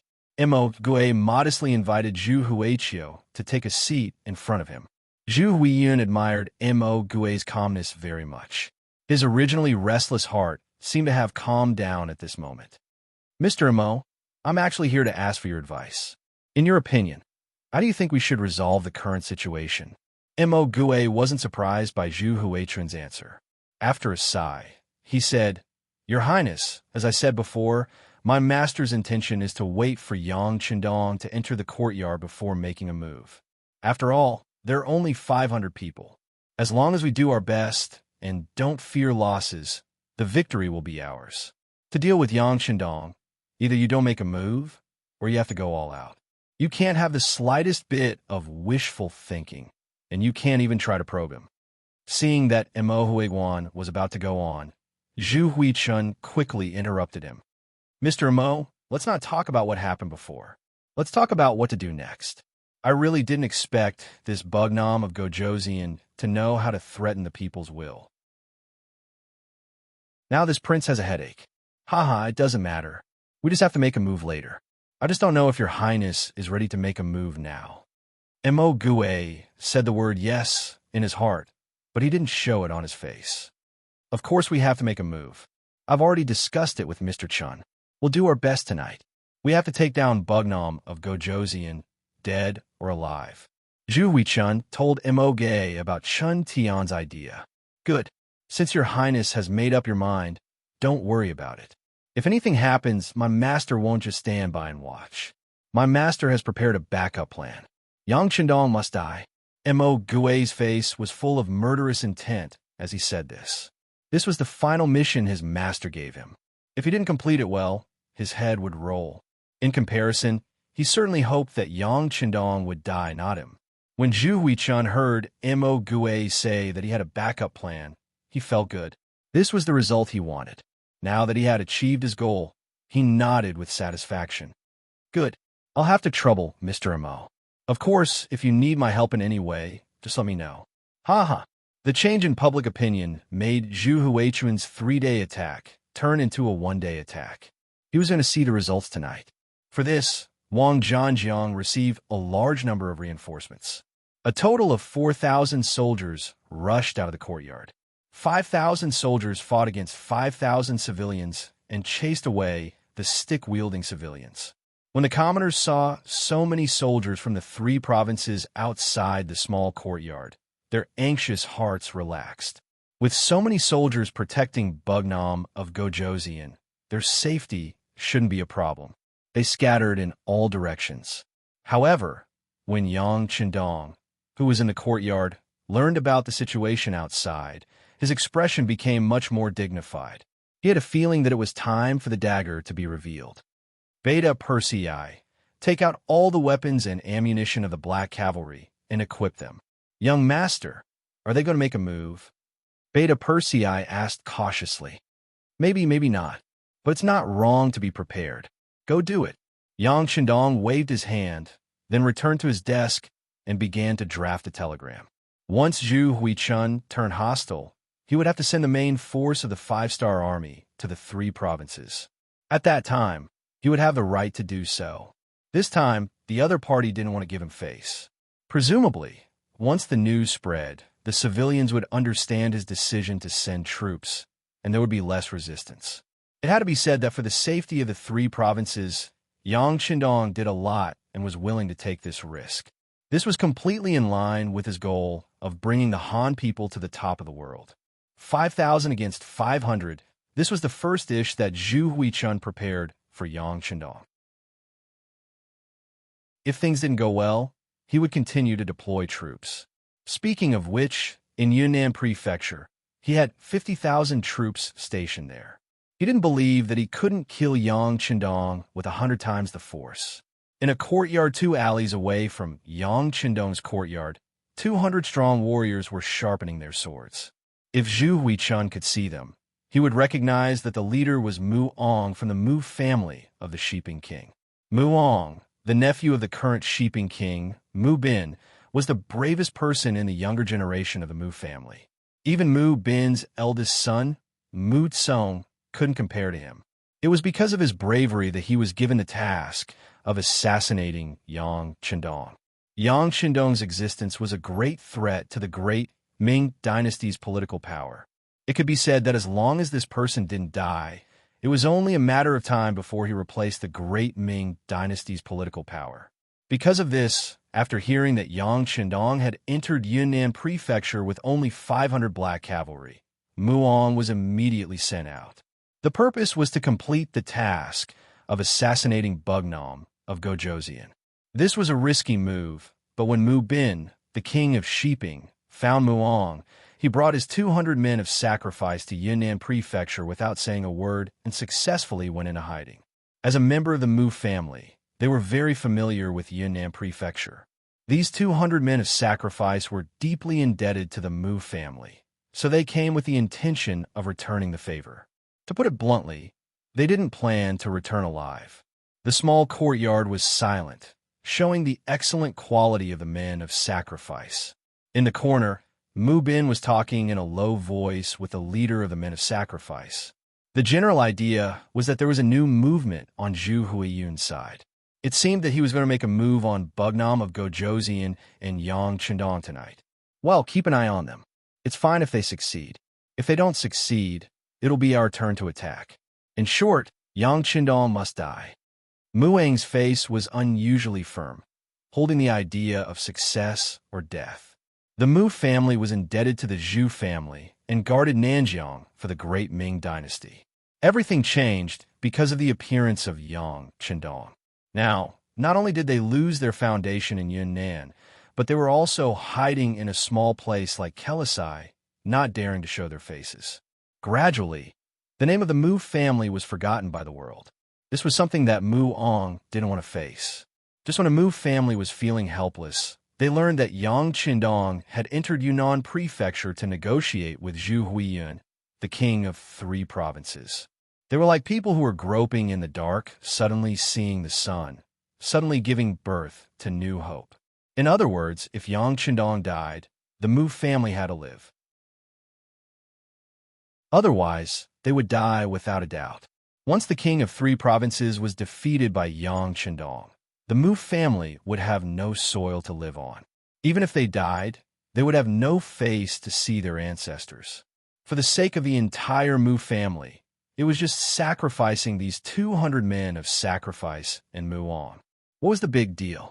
Muong made up his mind at this moment. However, what he didn't know was that in a small courtyard in the southern Cloud Manor, there was a group of men in black who were also preparing to fight to the death. They were relatively short, but their murderous aura didn't diminish. They were faintly discernible in the darkness. Yang Qindong didn't know that there was more than one enemy, but he was definitely not afraid. In his goal of achieving the great Han people's revival, he was destined to walk on an unusual path and was destined to be full of danger. Beta Persei had already taken out firearms and ammunition with Dao Xiao and Ba Daojiang and equipped themselves. Not only that, they also took out all the things that could be used and built several blockades. With Yang Qindong's courtyard as the center, they built an arch-shaped temporary trench.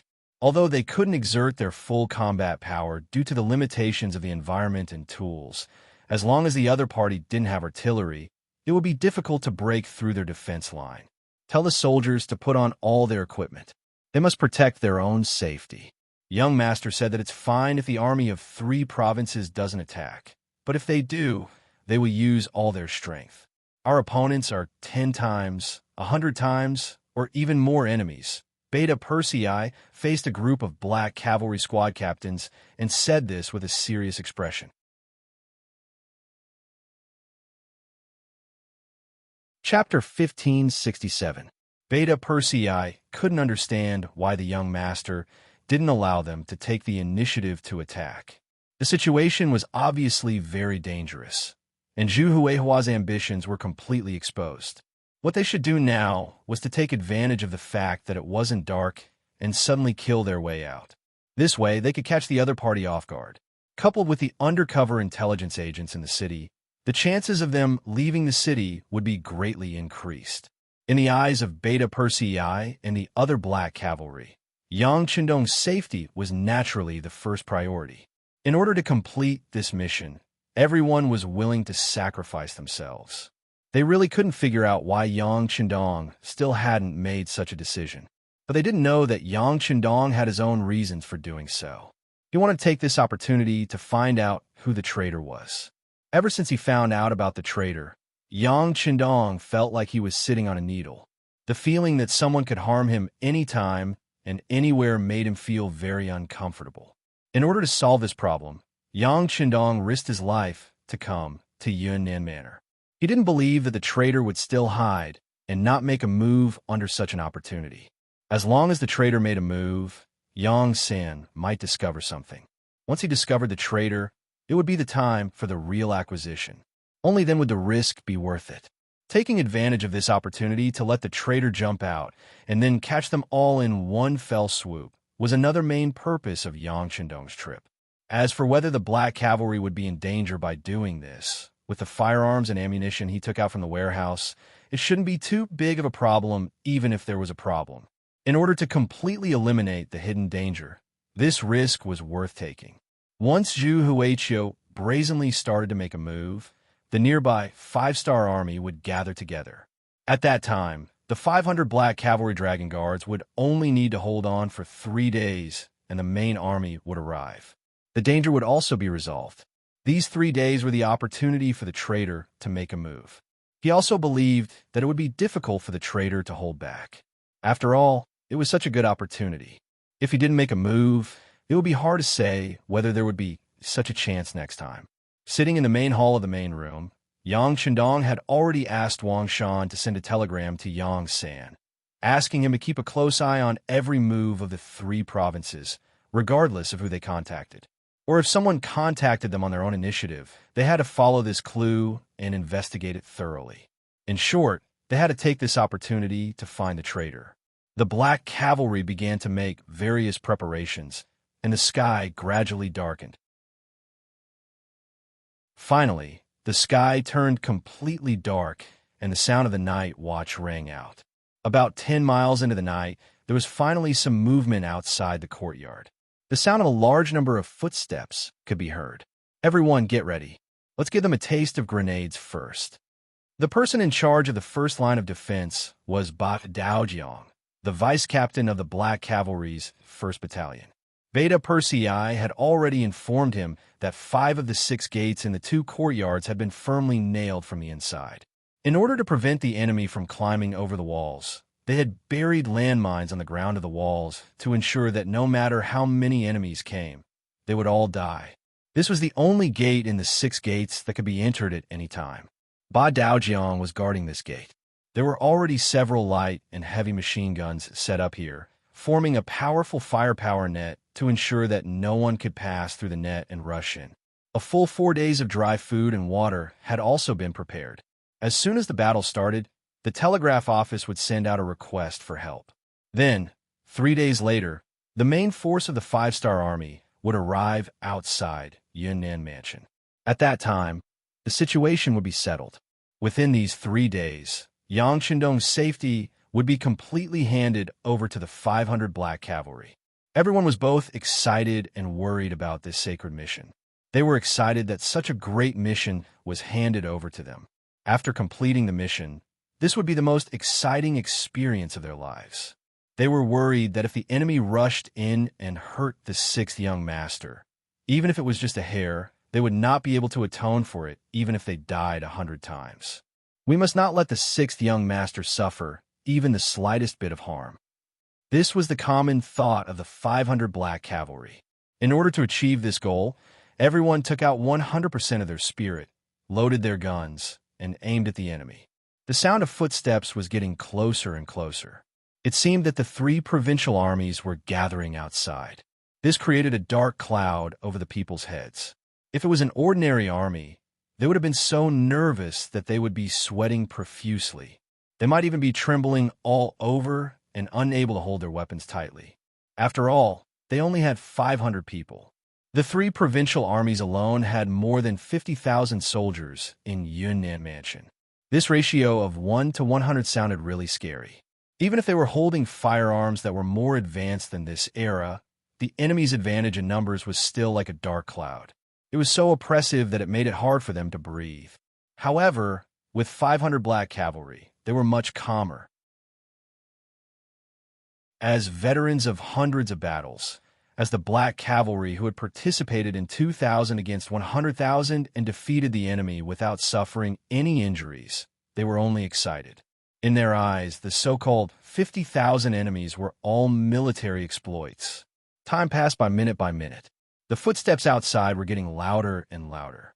As the Black Cavalry, who had rich combat experience, they could tell from the sound of the footsteps that there were at least 3,000 enemies, maybe even more. There were only about 100 soldiers who were guarding this door with Ba Daojiang. However, they were not afraid at all. This was because among the 100 soldiers, there were more than 10 light and heavy machine guns. This gave them a strong sense of confidence. Clang, clang, clang. The sound of the door being knocked was finally heard. The wooden door that was only rigged with a few wooden wedges soon vibrated. At the same time, the soldiers of the 3 provincial armies shouted, "Brothers inside the door, open the door quickly. There are assassins here. We need to go in and search for the assassins." Ba Daojiang scoffed at this lame excuse. He held the grenade in his hand, ready to pull the pin at any time, waiting to throw it out. After a few shouts, the soldiers of the 3 provincial armies finally pushed the wooden door open. They did not expect the Black Cavalry to answer them or open the door. The shouts just now were just an excuse for them to show up. The moment the wooden door was pushed open, a black mass of figures appeared. Countless soldiers of the 3 provincial armies rushed in like a sluice gate. "Throw it!" Ba Daojiang did not hesitate. After shouting, he threw the grenade in his hand forward. Along with it, hundreds of other grenades were thrown forward. Boom, boom, boom. Boom, boom, boom. The sound of explosions rose one after another in the dark night. Under the loud explosions, there was a series of screams and screams. Type 95, open fire. As soon as the grenades exploded, Ba Daojiang gave the order. Then, a series of shots were fired in the direction of the door. Some of the soldiers of the 3 provincial armies who were rushing forward or trying to climb over the wall cried out in pain. This was just the first round of attacks, and there were probably hundreds of casualties or serious injuries. Outside the other 5 doors, there was also a series of explosions. Needless to say, someone must have stepped on a landmine and caused an explosion. This was a sign that the enemy had launched an all-out attack. After a series of gunshots, the area in front of the wooden door became much quieter. The soldiers of the 3 provincial armies quickly retreated after leaving a trail of corpses on the ground. It was obvious that they were just testing the waters. The Black Cavalry was the best of the best. The soldiers of the 3 provincial armies did not expect to be able to break into the courtyard in a single charge. "Quick, this door is open. Everyone, gather here." A thunderous voice came from outside the courtyard.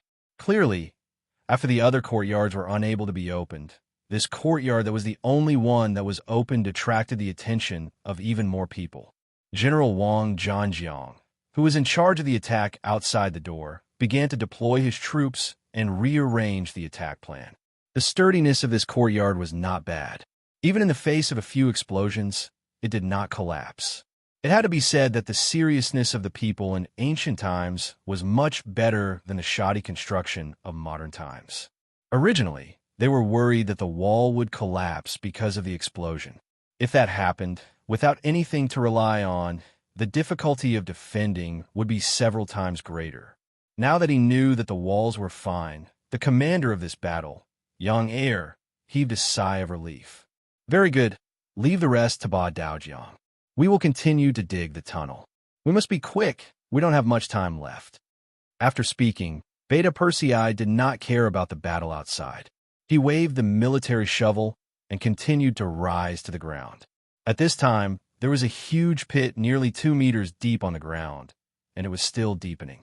After about a quarter of an hour of rest, the soldiers of the 3 provincial armies outside the courtyard launched the second wave of attack. Compared to the last time, they had more people this time, and the momentum of the attack was more powerful. "Everyone, don't be afraid. They don't have much firearms and ammunition.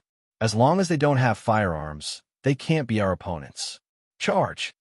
Wang Zhanjiang stood outside and shouted, cheering the soldiers on. Under the general's shout, A large number of figures appeared in front of the wooden door and on the wall. They were all fierce, cheering themselves on as they rushed forward to face the flying bullets. Pa-pa-pa! Pa-pa-pa! Gunshots rang out again, and one by one, the black figures fell on the wooden door or on the courtyard wall. The figures that were alive and kicking just now were now bloody corpses. With just one wave of attack, at least hundreds of soldiers from the 3 provincial armies died.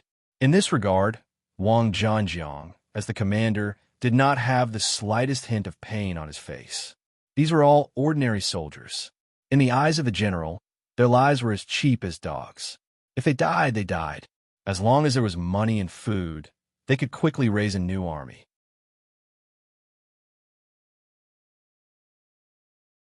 Chapter 1568. Charge. Continue to charge. The enemy's firearms can't possibly have unlimited gunpowder. Charge! Charge! Wang Zhanjiang yelled at the top of his lungs as he commanded the soldiers to charge into the courtyard one after another. It was as if they would not stop until they reached their goal. The charging troops came one after another. Even though the number of corpses on the ground was increasing, it still could not stop them from charging forward. As the charging momentum became more and more ferocious, they finally relied on their advantage in numbers to charge into the courtyard. They were less than 80 feet away from the black cavalry.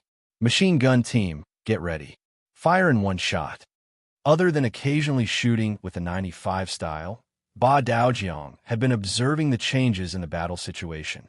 Seeing that the enemy's attacks were getting more and more ferocious, he could no longer control the situation by relying on the 95 style. Hence, he gave the order to the machine gun team. The so-called fire in one shot referred to the fact that they could only fire a clip of bullets. This way, they could stabilize the situation and not waste bullets. The machine gun team members who were already itching for a fight could only watch helplessly when they saw their comrades killing the enemy to their heart's content. Now that they had finally received the order to open fire, how could they be courteous? All the light and heavy machine guns rang out, and the bullets rained down like rain. The soldiers of the 3 provinces who had barely escaped death fell to the ground one by one. Da-da-da, da-da-da-da. Under the sound of the machine guns, not a single living enemy could be seen in the courtyard in less than 20 seconds. The advantage that the 3 provincial armies had gained with great difficulty was wiped out in an instant. The dense sound of machine guns also caused the 3 provincial troops who were preparing to continue their charge to slow down. Then, Wang Zhanjiang yelled, "Stop charging! Stop charging!" They had no choice but to stop. Under such dense gunfire and the terrain that was less than 50 feet wide, the number of people sent out would be the same as the number of people who died. Calculate the casualties. Wang Zhanjiang yelled loudly. Then he wiped the cold sweat off his forehead. Just a moment ago, he was prepared to lead the charge in order to encourage the soldiers. After all, there were already people who had charged in. In his mind, as long as he could charge in front of the black cavalry, he would be able to utilize the advantage of cold weapons. At that time, with the advantage of superior numbers, he would be able to exhaust his opponents to death even if he had to exhaust them. However, a burst of concentrated gunfire made him think that it was a close call. At the same time, he also completely withdrew the idea of taking the lead to attack. That was a flintlock, and when it hit a person's body, a hole would appear and a person would die. Even if a civet turned around and had 9 lives, it would still die miserably in such a situation. Even so, if he had nothing better to do, why would he lead the charge? That was not a charge, but a fight to the death. At the same time, Wang Zhanjiang couldn't figure it out. When the black cavalry entered the city, he didn't see them carrying any heavy firearms. So what was going on? Also, didn't the black cavalry have limited ammunition? But from the looks of it, how could it be limited at all? They didn't have the slightest intention of saving when fighting. He cursed in his heart. He didn't know who provided the information that the 5-star army didn't have enough ammunition and almost got him killed. He then waited for the battle damage statistics. The Kiliarchs and Centurions below played their roles and quickly reported the battle situation to him, the commander of the army. When the final statistics came out, Even though Wang Zhanjiang was already prepared, he still couldn't help but suck in a breath of cold air. 3,200 people. From the beginning to the end, not even half an hour had passed, and 3,200 soldiers had died. Among them, there were 400 soldiers who died outside the other 5 courtyards. The number of soldiers who died at the courtyard gate in front of him reached 2,700. Looking at this shocking number, Wang Zhanjiang looked back in disbelief. Only then did he realize that the originally densely packed army had been reduced by a lot. Only a little more than a third of the original 5,000 people were left. Don't charge for now. Wait for orders. Wang Zhanjiang quickly made the decision to stop the charge and report the battle results. After all, if he continued to charge, he was afraid that his less than 2,000 subordinates would only be feeding bullets to the enemy. If he didn't handle it well, the black cavalry would see through him. If they counterattacked, he was afraid that he wouldn't be able to stop them even if he wanted to. He left a few confidants and ordered them to keep an eye on the 5-star army in the courtyard. No matter what, he couldn't let them suddenly go out. He then rode on his warhorse and went straight to the king's mansion. The sound of gunfire could be heard throughout the city. Zhu Huaiqiu, who was in the king's mansion, was naturally no exception. At this moment, he was pacing back and forth in the main hall of the 5 prefectures. Although he hadn't received the relevant battle report yet, from the dense gunfire, he had a feeling that the situation wasn't very favorable. Wang Zhanjiang came and immediately stood in front of Zhu Huaiqiu and reported the battle situation. Hearing this, the expression of the 3 provincial kings changed again and again. After a while, his face darkened. You're saying that the black cavalry has enough ammunition and they don't have any intention of stopping shooting? Yes. Wang Zhanjiang lowered his head. After sensing the king's anger, he didn't even dare to raise his head. How is this possible? Zhu Huaiqiu said in disbelief. After anxiously pacing back and forth a few steps, he asked loudly, "When they entered the city, didn't you all see it? Did they bring any carriages?" No. Wang Zhanjiang lowered his head and answered honestly. Since they didn't bring any carriages with them, how much ammunition could they bring with them? How is it possible that they can't finish shooting? Could it be that the soldiers below are too afraid of death and can't charge properly? Zhu Huaiqiu couldn't understand and wanted to put all the blame on the soldiers' morale. No, Your Majesty, the soldiers are already putting their lives on the line. Out of the 5,000 soldiers, I have prepared a team of 500 soldiers. Once they are found to be cowardly and not daring to charge, they will be punished according to military law. Wang Zhanjiang naturally tried his best to explain. He didn't want to be punished because of this and be punished by the king. Zhu Huaiqiu still trusted Wang Zhanjiang. Otherwise, he wouldn't have entrusted him with such an important task. However, it was because of this that he couldn't figure out the reason. Now that Wang Zhanjiang was standing in front of him, he suppressed the dissatisfaction in his heart and asked, "General Wang, why are you here?" "Your Majesty, I'm here to ask for reinforcements. I only have less than 2,000 soldiers. The 500 black cavalry should be unharmed. Under such circumstances, we don't have the ability to launch an attack, so approved. Take this king's tiger tally, and I'll give you 10,000 soldiers. General Wang, everything depends on you. Capture Yang Qindong alive, and you will be the greatest contributor. Do you understand?" Zhu Huaiqiu didn't wait for Wang Zhanjiang to finish speaking and nodded in agreement. In order to capture Yang Qindong alive, it would be worth it even if he had to use all 50,000 soldiers in the city. Hearing that there were 10,000 reinforcements, Wang Zhanjiang was naturally overjoyed. He immediately said with a solemn expression, "Thank you for your support, Your Majesty." "Don't worry, Your Majesty. With these 10,000 soldiers, I'm 80% more confident that we can capture Yang Qindong alive. Then this prince will wait for the good news from General Wang. Oh, right. Remember, you must stop the attack after daybreak." Zhu Huaiqiu reminded him. The situation in the city wasn't very stable. When they attacked in the dark, the civilians couldn't see what was going on. They could only be suspicious, which was easy to deal with. However, once they attacked in the day, who knew what the civilians would do? The situation hadn't reached the most critical point yet, so there was no need to take the risk of attacking in the day. Wang Zhanjiang quickly nodded in agreement. He naturally understood this logic. During the day, he was the one who had led the soldiers to persuade the 5,000 civilians to return. How could he not know that if they attacked in the day and the civilians reacted, wouldn't the situation become even more chaotic? Wang Zhanjiang took the Tiger Troop talisman and left. 2 hours later, at midnight, he brought 10,000 soldiers to the courtyard. With the arrival of so many soldiers, the streets near the courtyard were quickly filled with soldiers. With so many reinforcements in hand, Wang Zhanjiang's confidence was greatly boosted. With a wave of his hand, he sent out 2,000 soldiers and once again launched a fierce attack on the courtyard. Gunshots sounded once again, from sporadic to concentrated, indicating the intensity of the battle. A few hundred steps away in the courtyard, Yang Chendong wasn't sleeping. Instead, he stood in the courtyard and looked up at the bright moon hanging high in the sky. It was the 14th day of the lunar calendar. The moon in the sky was very bright, but Yang Chendong's heart was a little heavy. The moment Zhu Huiqiu began to turn hostile, Wang Shan had already sent a message to the main force of the 5-star army waiting in Lang's Sun. Presumably, they had already set off. A total of more than 200,000 soldiers should have already entered the 3 provinces.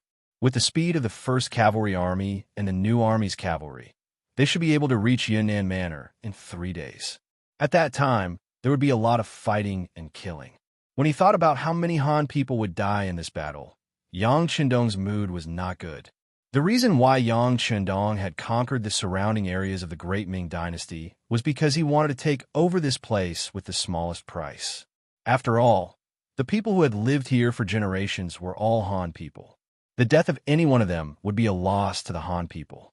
If he wanted to bring the Han people to the peak of the world, he needed to have a certain proportion of Han people. Only then would he be considered the king of the world. Originally, he thought that after conquering the surrounding areas and showing enough strength, the Great Ming Dynasty would be afraid of him. At that time, he would only need to pay a small price to peacefully take over this place, allowing more Han people to live better lives and obtain the greatest respect.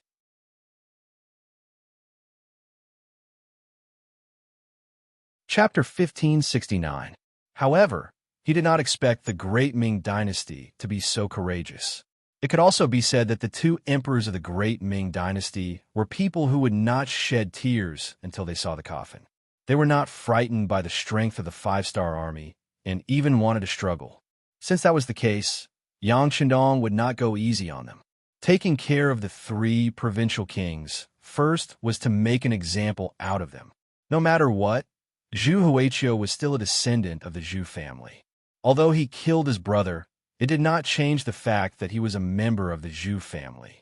Yang Chendong only hoped that after taking care of Zhu Huiqiu with an iron fist, Zhu Qizhen and Zhu Qiyu could see the difference between them and finally surrender peacefully.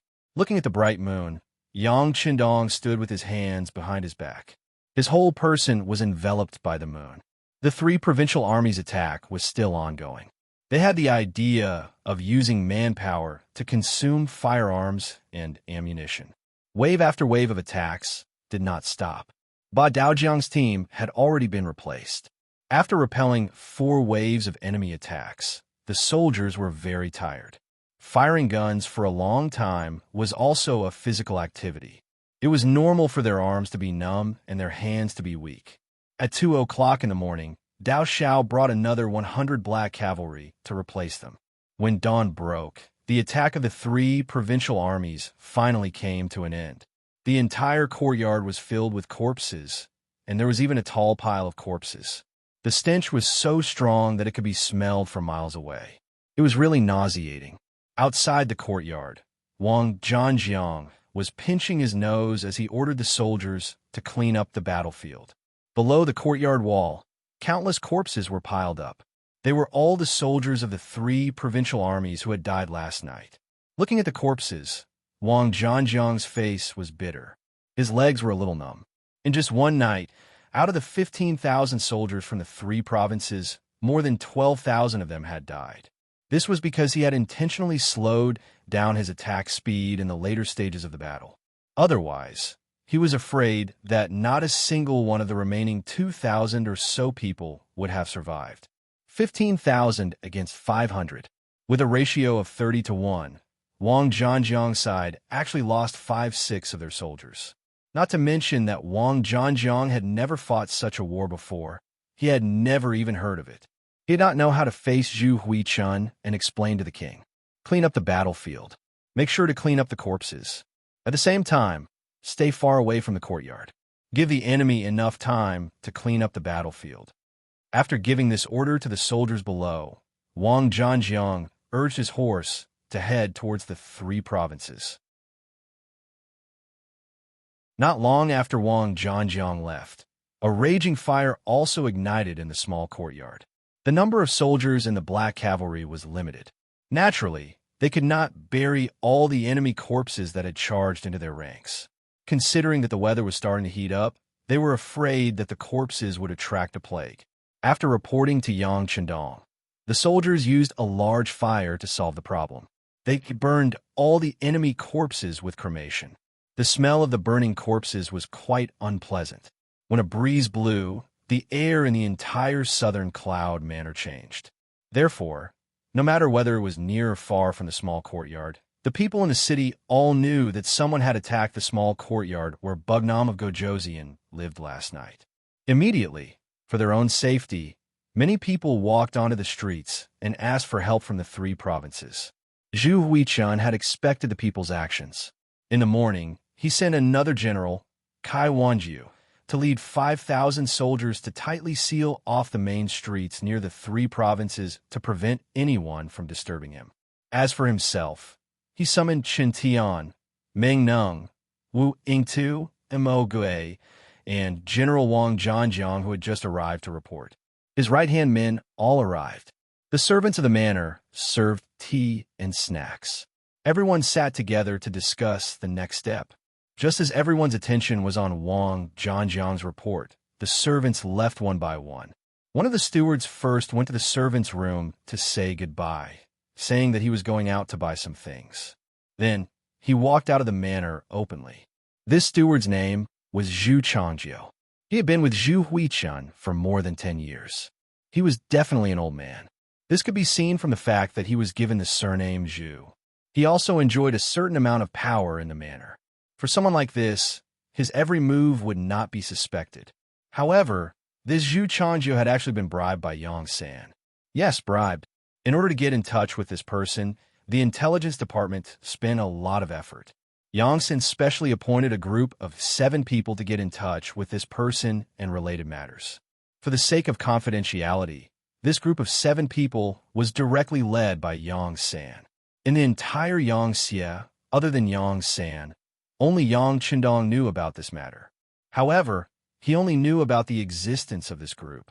As for who the specific members were and who they were in contact with, Yang Chendong did not know. This operation could be said to have reached the highest level of security in order to prevent information from leaking out. In the situation of knowing that there was a traitor, but not knowing who it was, Yang Chendong could not completely trust anyone. It was such a small group that did a lot of work for Zhu Changjiu. They investigated everything related to this person's life. It was not easy to find out that before this person came to Zhu Huichun, he had a sister who was 3 years younger than him. At that time, because the family was hit by a flood, the two were separated during the escape. There was no news for a long time. When this news was seen by Bureau Chief Yang San, he felt that there was a lot to be done. At that moment, he put in a lot of effort and mobilized a lot of manpower and material resources to investigate this matter. His hard work paid off, and he really did manage to find out. Coincidentally, this woman was still alive, and she even came to Crimson City by accident. Now, she was already married, and she was a middle-level leader in the textile factory. After hearing this news, Yang San was overjoyed. He brought all the information and paintings about this woman, which was Wang Ling, to Yunnan Manor. Under the arrangement of the 7 small secret group, he met with Zhu Changjiu, this person whose original name should be Wang Chong. When Zhu Changjiu was blocked by Yang San in an alley, he instinctively wanted to shout. Based on his familiarity with the surrounding environment, he knew that there was a street 30 steps behind him. There must be soldiers patrolling on the street. His shout was likely to attract their attention. Just when Zhu Changjiu wanted to shout, Yang San handed over the paintings in his hand. There were a total of 4 paintings. One of them was Wang Ling's current appearance. Another was a painting of his parents together in his memory. Another was a painting of her and her brother, who was Zhu Changjiu, playing by the river in front of the courtyard when they were young. And the last one was a painting of Zhu Changjiu before they separated. Wang Ling was now a middle-level leader in the textile factory. Her husband's family was an ordinary leader in the city lord's residence. She also gave birth to 3 cute children, and they were all studying in Yangxie's school. It could be said that she had received a lot of favors from Yang Chendong. Now that there was something that needed her help, she would do her best to help. When the 4 paintings appeared in front of Zhu Changjiu, the door of his dusty memory was opened. For a moment, he shut his mouth. Just like this, Zhu Changjiu, who didn't resist, had a long chat with Yang San in a secret and safe place. When he found out that his sister was living well and had given birth to 2 little nephews and a niece for him, Zhu Changjiu cried tears of joy. All these years, it wasn't that he didn't think of looking for his sister. This matter had even alarmed Zhu Huiyan. He had sent people to look for her, but there had been no news. Over time, everyone thought that this woman must have died and was no longer in this world. But happiness came so suddenly. Tell me, what do you need me to do? Zhu Changjiu was also a smart person. Otherwise, he wouldn't have been recognized by Zhu Huiyan. He looked at Yang San and asked in a deep voice. Outsiders didn't know what the 2 of them talked about. Anyway, after Zhu Changjiu left the house, he became Yang San's spy. His main task was to find out what other forces were secretly in contact with Zhu Huiyan other than the subordinates of the 3 provincial kings. Regarding this matter, Zhu Changjiu felt somewhat guilty.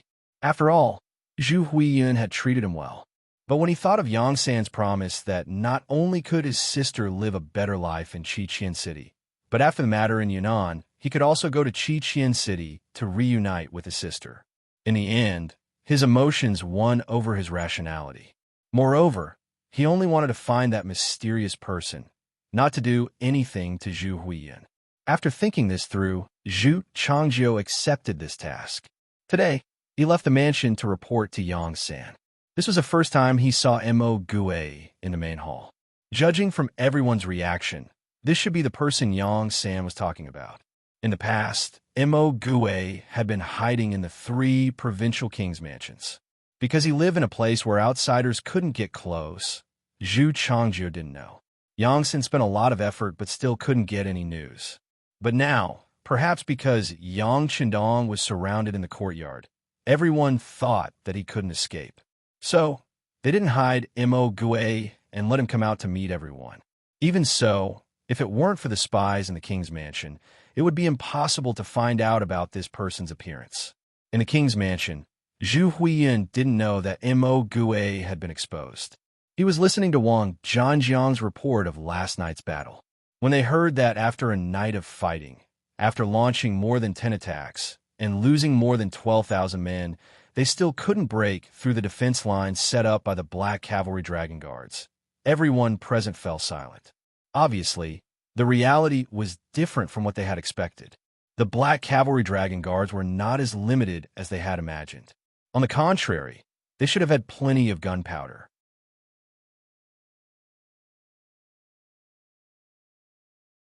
Chapter 1570. As for how the Black Cavalry did this, it was a mystery that everyone couldn't figure out. The most important question now wasn't to find the answer, but what to do next. Although the transmission of information was too slow and it was impossible to know if the news had already spread from the information provided by Mo Gue, Yang Chendong might have already made his move. That man had a telegraph. According to Mo Gue, that thing could transmit messages from thousands of miles away or even further away. Last night's attack had already made their position clear. The negotiation was completely fake. Their real goal was to capture Yang Chendong alive. With Yang Chendong's intelligence, he probably already had his suspicions. Last night's attack proved everything. In that case, the five-star army would most likely make their move. There wasn't much time left for the three provincial armies. Everyone at the meeting knew that if they fought head-on, they definitely wouldn't be a match for the five-star army. This had been proven by countless countries and factions that had been destroyed. In that case, other than capturing Yang Chendong, they had no other choice. We must capture Yang Chendong. Zhu Huichun suddenly stood up with a ferocious expression. Then, as if he had made a decision, he spat out 4 words, regardless of life or death. Finally, Zhu Huichun didn't dare to wait any longer. If he couldn't capture Yang Chendong within the time limit, once the main force of the five-star army arrived outside Yunnan Manor, he wouldn't have a chance to make his move.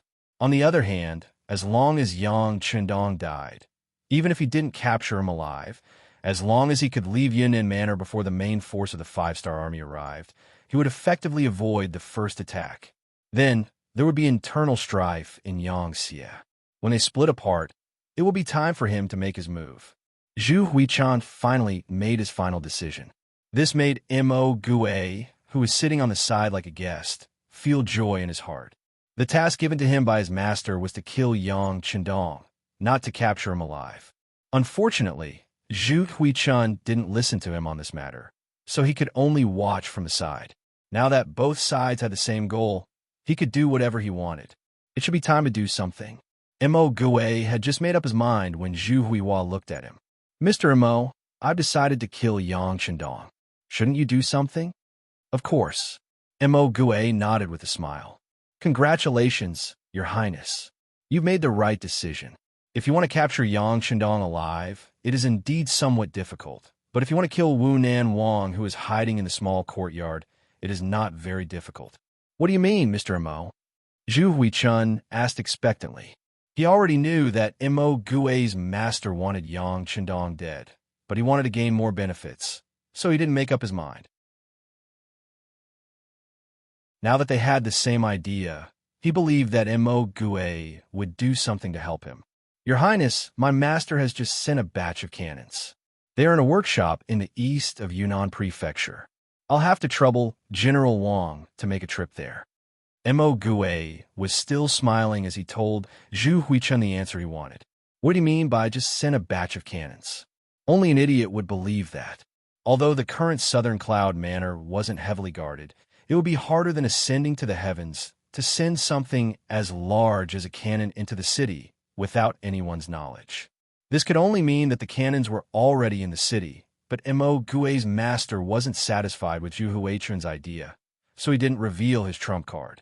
Zhu Huichun quickly figured out the crux of the matter, but he still pretended to be happy and laughed. Good. Mr. Mo's cannons are just in time. General Wang, go to the east of the city immediately and move the cannons outside the courtyard. Tonight will be the night Yang Chendong dies. Yes, sir.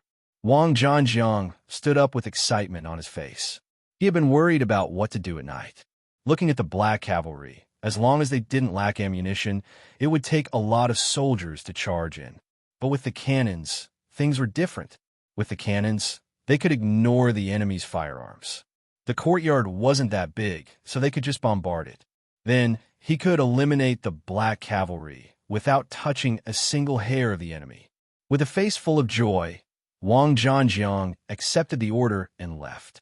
Not long after, he arrived at the workshop in the east of the city that Mo Gue mentioned. He found 10 cannons and 300 rounds of ammunition in the courtyard.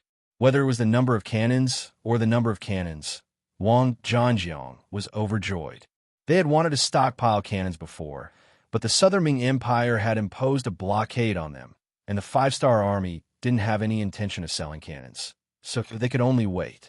Now that they finally had the cannons, General Wang felt that his body was full of energy. The cannons were found and transported from the east of the city to Yang Chendong's courtyard in the west of the city. The news quickly reached Yang San's ears. The spies he had hidden in the 3 provinces' armies were finally useful. The news was also sent to Yang Chendong through the radio. 6th Young Master, urgent call. Telecommunications Director Wang Shan nervously sent the newly copied telegram to Yang Chendong. "Don't panic, the sky won't collapse," Yang Chendong said confidently. He reached out and took the telegram. When he read the contents clearly, his eyebrows couldn't help but raise high. Then he fell into deep thought.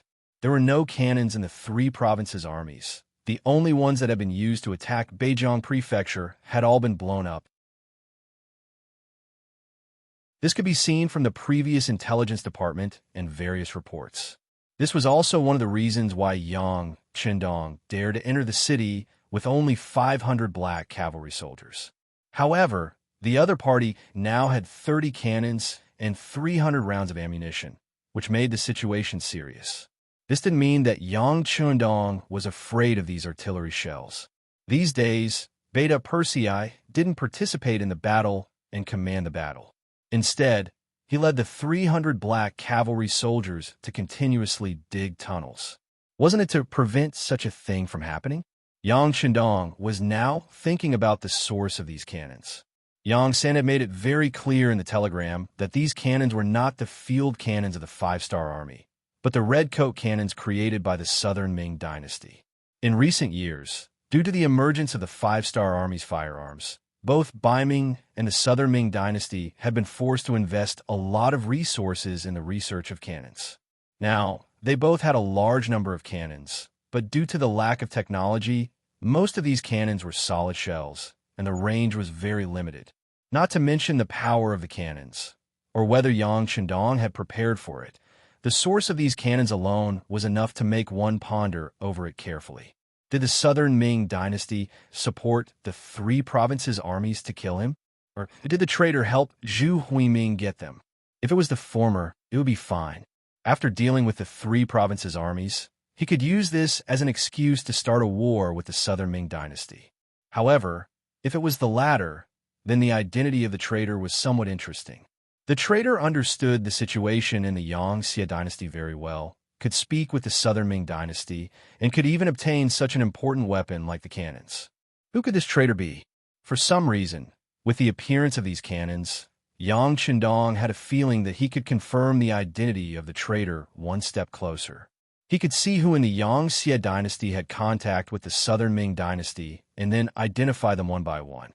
The 30 cannons were pushed out of the small courtyard, and Wang Zhanjiang was only waiting for the sky to turn dark.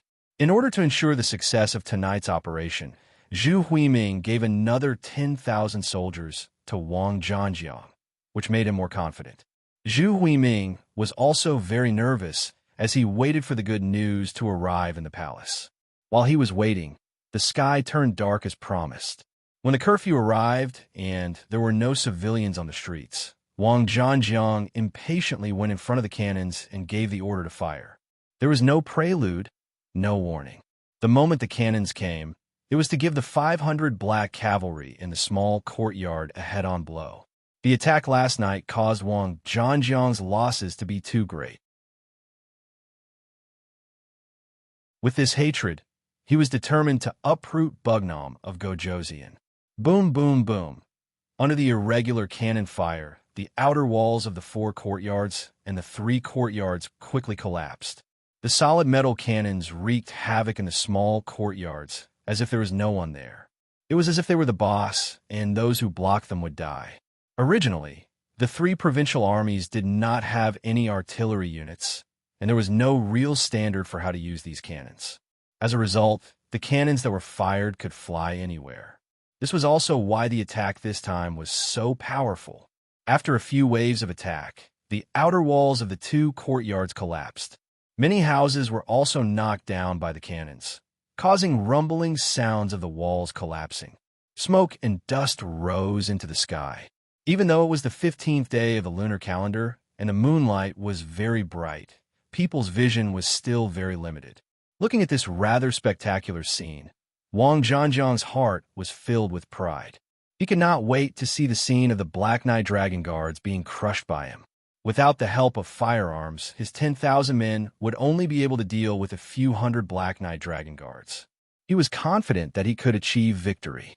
Each cannon fired a total of 5 cannons, and half of the solid metal cannons were wasted just like that.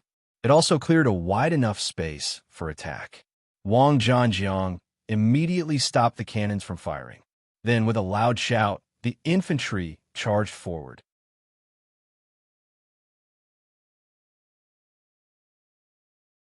Chapter 1571. If they hadn't received the news in advance, it would have been like last night. The Black Cavalry Dragon Guards would have set up a firepower net and blockade outside. In the face of this sudden solid bullet attack, they would have suffered heavy losses. It wasn't impossible for them to lose their defensive line tonight. However, after receiving the news a step earlier, everything was a different picture. Long before the sky turned dark, most of the Black Cavalry had already hidden in the tunnel that Beta Persei had dug. This kind of tunnel was similar to the bomb shelters of the future. Even if it was a burst of fire, it could block it, not to mention a solid bullet. It could not hurt the people hiding here at all. Most of the Black Cavalry were hiding. Only less than 50 Black Cavalry were sent outside. They hid in various houses and used the solid walls to observe the movements outside. This was also to prevent the enemy from launching an attack, so that they could be the first to stop them. It was worth mentioning that these Black Cavalry were no longer holding Type 95 in their hands. Instead, each of them had a rocket launcher. The rocket launcher could easily hit more than 100 steps away. It made them look like they were holding a small mobile cannon with great power. When the cannons of the three provincial armies began to fire, the 50 Black Knight Dragon Guards were hiding in the small houses. Although more than 100 solid shells were fired and caused some damage, there were no casualties among the 50 Black Knight Dragon Guards as they were covered by the strong walls. Only 2 of the soldiers were choked by the smoke and couldn't stop coughing. Then, the assault of the 3 provinces began. The 50 of them immediately fired their rockets, and when the cannons landed in the midst of the enemy camp, the shock waves from the explosion killed, injured, and scattered the black shadows. When the rocket launcher sounded outside, it was equivalent to giving the Black Cavalry hiding in the bomb shelter the order to charge and counterattack. Everyone came out of the tunnel in a line, each holding a Type 95 or a light machine gun. They found the predetermined position to counterattack and began to madly fire and counterattack.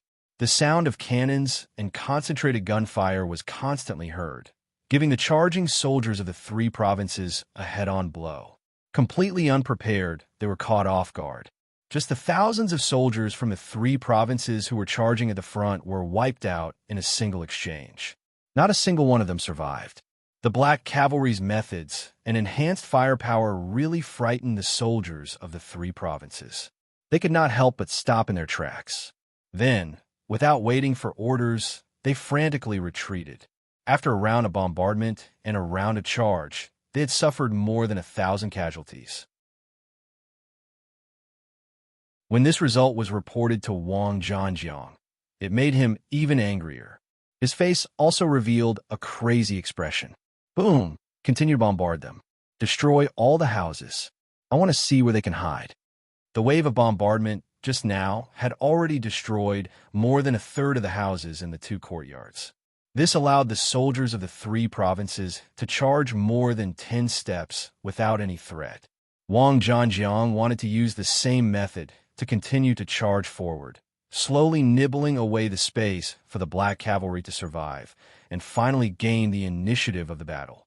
The cannons were pushed forward again. Each of the 30 cannons fired 2 shells, which meant 60 solid shells rolled in front of the houses. Without the obstruction of the courtyard walls, more than 10 houses were destroyed. This time, the Black Cavalry did not have a record of 0 casualties. 2 soldiers were injured, and 1 soldier's injury was not too light. Fire at the enemy's cannons, blow them up. Looking at the rocket launcher, Beta Persei roared in anger. The Black Cavalry were his good brothers, and Beta Persei knew every one of them by name. Now that his brothers were injured, as the actual commander of the Black Cavalry, how could he not be angry? The Black Knight Dragon Guards, who were also enraged, fired their rocket launchers. They had been waiting for this order. In an instant, several people rushed forward. Under the moonlight, they came within 80 steps of the 30 cannons. Then, they angrily fired their rockets and smashed into the cannons, causing a series of loud sounds of metal colliding.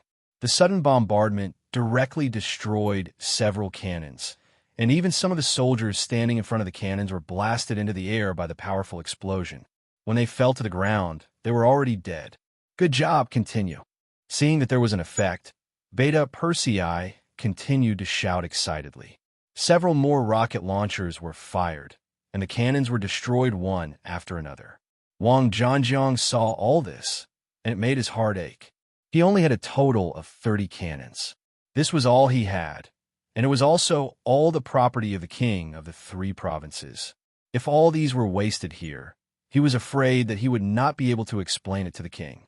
Therefore, with a pained expression on his face, he ordered his men to continue to charge forward, looking for the black cavalry's gunner, and at the same time, distracting the enemy. Then he led his men to move the cannons back, saving the remaining 12 cannons and the 60 shells that were not destroyed. The black cavalry's full-scale counterattack was effective. They defeated the arrogance of the 3 provinces and took back some territory. But after all, it was a fact that so many houses were destroyed. After waiting for less than half an hour, the third charge organized by Wang Zhanjiang began. When the soldiers of the 3 provinces came from all directions, the pressure on the black cavalry multiplied. When there were enemies on all sides, it was not as easy as before to block the enemy outside the position. The sound of the light and heavy machine guns was much more intense than last night. Beta Persei led the 200 black cavalry who were originally digging the tunnel to join the battle, and only then did they manage to stabilize the situation. Under the moonlight, the sparks from the bullets could be seen everywhere. The soldiers of the 3 provinces who rushed from all directions fell one after another, but then they rushed up one after another. At this point in the battle, human lives were the most worthless. At this time, everyone seemed to be red-eyed. Other than shooting, they were charging, and they looked like they would not stop until they fought to the death. Yang Chendong was also standing in the tunnel at this moment. Beside him, telecommunications director Wang Shan looked at him expectantly, waiting for orders at any time.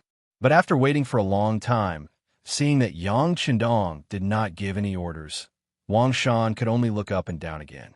As Wang Shan expected, Yang Chendong did indeed have a backup plan in Yunnan Manor. Once he mobilized this force, it would be very powerful. But he did not do that, not for anything else, but because he felt that things had not reached the final juncture yet. Just like how he had a backup plan, he had a feeling that his opponent also had a backup plan that had yet to be used. He was waiting, planning before moving. The attack was still going on, and the number of deaths was constantly increasing. General Wang Zhanjiang's face was already covered in cold sweat. Originally, he thought that with the help of the artillery, tonight's attack would be as easy as crushing dry weeds and smashing rotten wood. Even if he could not capture Yang Chendong alive, he could still kill him. But who would have thought that the other party was clearly prepared? After fighting for nearly 3 hours, there were less than 5,000 soldiers left in his hands. At this rate, he was afraid that when dawn came, not only would he not achieve the expected victory, but he would also not have any soldiers to use. In the past, he had always heard about how powerful the 5-star army was and how powerful their firearms were. But before he really saw it, he did not believe it in his heart. But after 2 consecutive nights of attack, he finally knew how powerful the opponent was. He also finally understood why so many forces and countries would be defeated and even destroyed when facing the 5-star army. Would the 3 provincial armies be wiped out as well? Once this thought appeared in his mind, he could not get rid of it. Wang Zhanjiang's face only became more unsightly. In the prince's mansion, Zhu Huixing was still waiting for the good news in the main hall. However, after sending out wave after wave of people and obtaining the current situation, his expression could no longer be as calm as before. When the sky began to slowly brighten and the sound of roosters crowing could be heard in the city, he fell into a chair with a thump. He knew that another opportunity had passed in front of him just like that. The sky was already bright, and there was no turning back. Zhu Huixing had no choice but to give the order to retreat. He believed that he still had a chance. Before he lost all hope, He did not want the people to see this scene and cause a revolt. If that happened, who knew what would happen? Early in the morning, the generals came to the three provincial princes' mansion again. As usual, Wang Zhanjiang, whose eyes were bloodshot, was the first to give the report. Wang Zhanjiang, who had not rested for 2 consecutive days, felt tired both physically and mentally. But in front of the king, he could only force himself to give a detailed report of last night's battle. When he said that the 30 cannons were all destroyed by the 5-star army and that the soldiers suffered heavy losses in one night, the faces of the people in the meeting became very unsightly. The difference between reality and the plan was too big, so big that everyone could not accept it at the moment. Even though the gunshots rang out until dawn, everyone was mentally prepared for the attack to be unfavorable. But from Wang Zhanjiang's retelling, the result was worse than what they had expected. It seemed that the attack last night, other than destroying the outer walls of the 2 small courtyards and destroying some houses, did not hurt the black cavalry. Oh, maybe they were hurt, but they did not see it, so they did not calculate it. Everyone comforted themselves in this way. When Zhu Huixing looked at everyone, he gave a different opinion. It's already been 2 days. We don't have much time left. Everyone, what should we do next? There were only 500 opponents, and they were right under his nose, heavily surrounded. However, he just couldn't eat them. This feeling made Zhu Huiyan very unhappy. When he looked at the crowd and spoke, his tone was filled with impatience.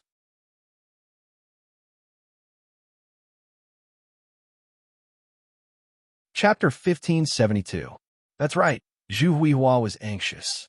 This was because in the morning, when the sun had just risen, the scouts had entered the city and reported that the main force of the 5-star army had begun to move towards the 3 provinces from Liang Mountain. The distance between Liang Mountain and Yunnan Manor was a few hundred li, but the news that came was that the cavalry of the 5-star army was coming on horseback. Who knew if they would suddenly appear in front of him? If he couldn't get rid of Yang Qindong before these people arrived, then it would really be troublesome. This time, he had invited Yang Qindong to negotiate, but now he had to kill him. In terms of morality, he had already lost. If Yang Qindong didn't die, and the 5-star army arrived outside the city, then the one who would die would be him. Time was of the essence, and Zhu Huihua didn't have the time to think about other things. Right now, what he needed to do was to kill Yang Qindong. Only then would Yang Xie be in chaos, and he would be safe. Only then would he be able to obtain everything he wanted. Tonight, mobilize all the forces that can be mobilized. We must kill Yang Qindong. These words were squeezed out from between his teeth, and Zhu Huihua's expression became more and more ruthless. In this kind of game, where it was either you die or I live, anyone could only use all their strength. After Zhu Huihua made his final decision, the entire army of the 3 provinces in Yunnan Manor began to move. In order to achieve the goal of exhausting the firearms and ammunition of the black cavalry, even the 10,000 new recruits were put to use. However, because they didn't have any combat experience, in order to prevent a large number of people from escaping when the battle started, they weren't placed on the main attack. Instead, they were responsible for the security of the outer perimeter. For 2 consecutive nights, the entire Yunnan Manor's commoners probably knew that Zhu Huihua wanted to kill Yang Qindong. No one knew what these commoners would do.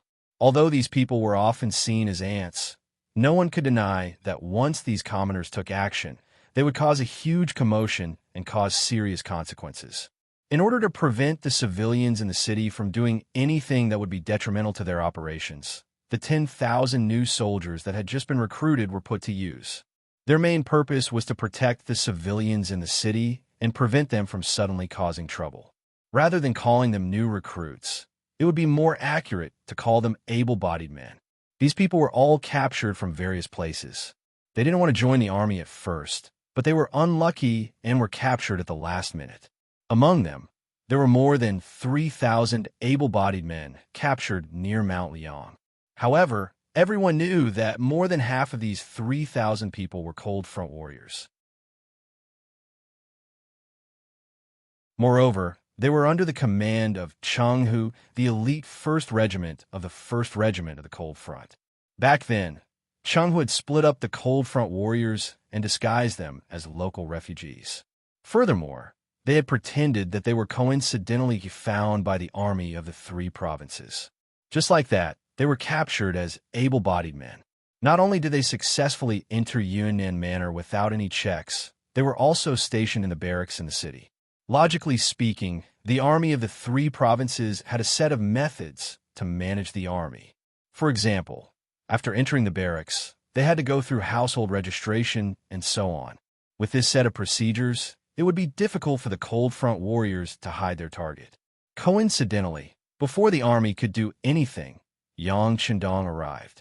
This instantly attracted everyone's attention, and no one cared about the new recruits anymore. They also helped Chung Hu's troops cover for him and stayed in the army. In the past 2 days, the news of Zhu Huihua wanting to kill Yang Chendong had already spread throughout the army. To the ordinary soldiers, this was simply a fight between gods. They only needed to follow orders. The main goal of the Yangxie had always been to let the Han people live better lives and let them become the rulers of this world. However, to the soldiers of the three provinces who were not Yangxie soldiers, they did not have the opportunity to experience this kind of glory. On the contrary, they had been receiving military pay from Zhu Huihua, the king of the three provinces. Naturally, they had been paid to do something. However, as 10,000 new recruits, they had not even received a single cent of military pay. This was naturally because they had only been here for a short period of time. However, this gave Chung Hu and the others an opportunity to instigate a rebellion. If they were dealing with veteran soldiers, Chung Hu and the others would have to think twice before doing anything. However, they did not have to be so careful when dealing with a bunch of new recruits who had been captured under the same fate. They could do many things boldly. Over the past 2 days, Chung Hu and the others had been trying to instigate a rebellion. However, to be on the safe side, they did not reveal their identities. Instead, they used the identity of someone who had suffered a similar fate to build a relationship with the new recruits. For something like a grievance gathering, no other army in the Yangxie had done better than the Lungfeng army. Within the Lungfeng army, the 1st Division had done the best.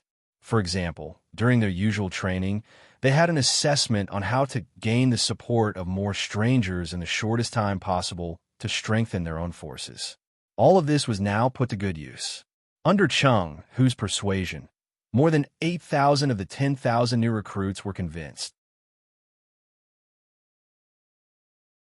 These people's hearts were already moved, and they were filled with all kinds of desires to become a part of the Yang faction's people. Under the propaganda of Chung Hu and the others, the slogan of saving Bugnam of Gojoseon and making a contribution to the Yangxie army quickly spread to the people.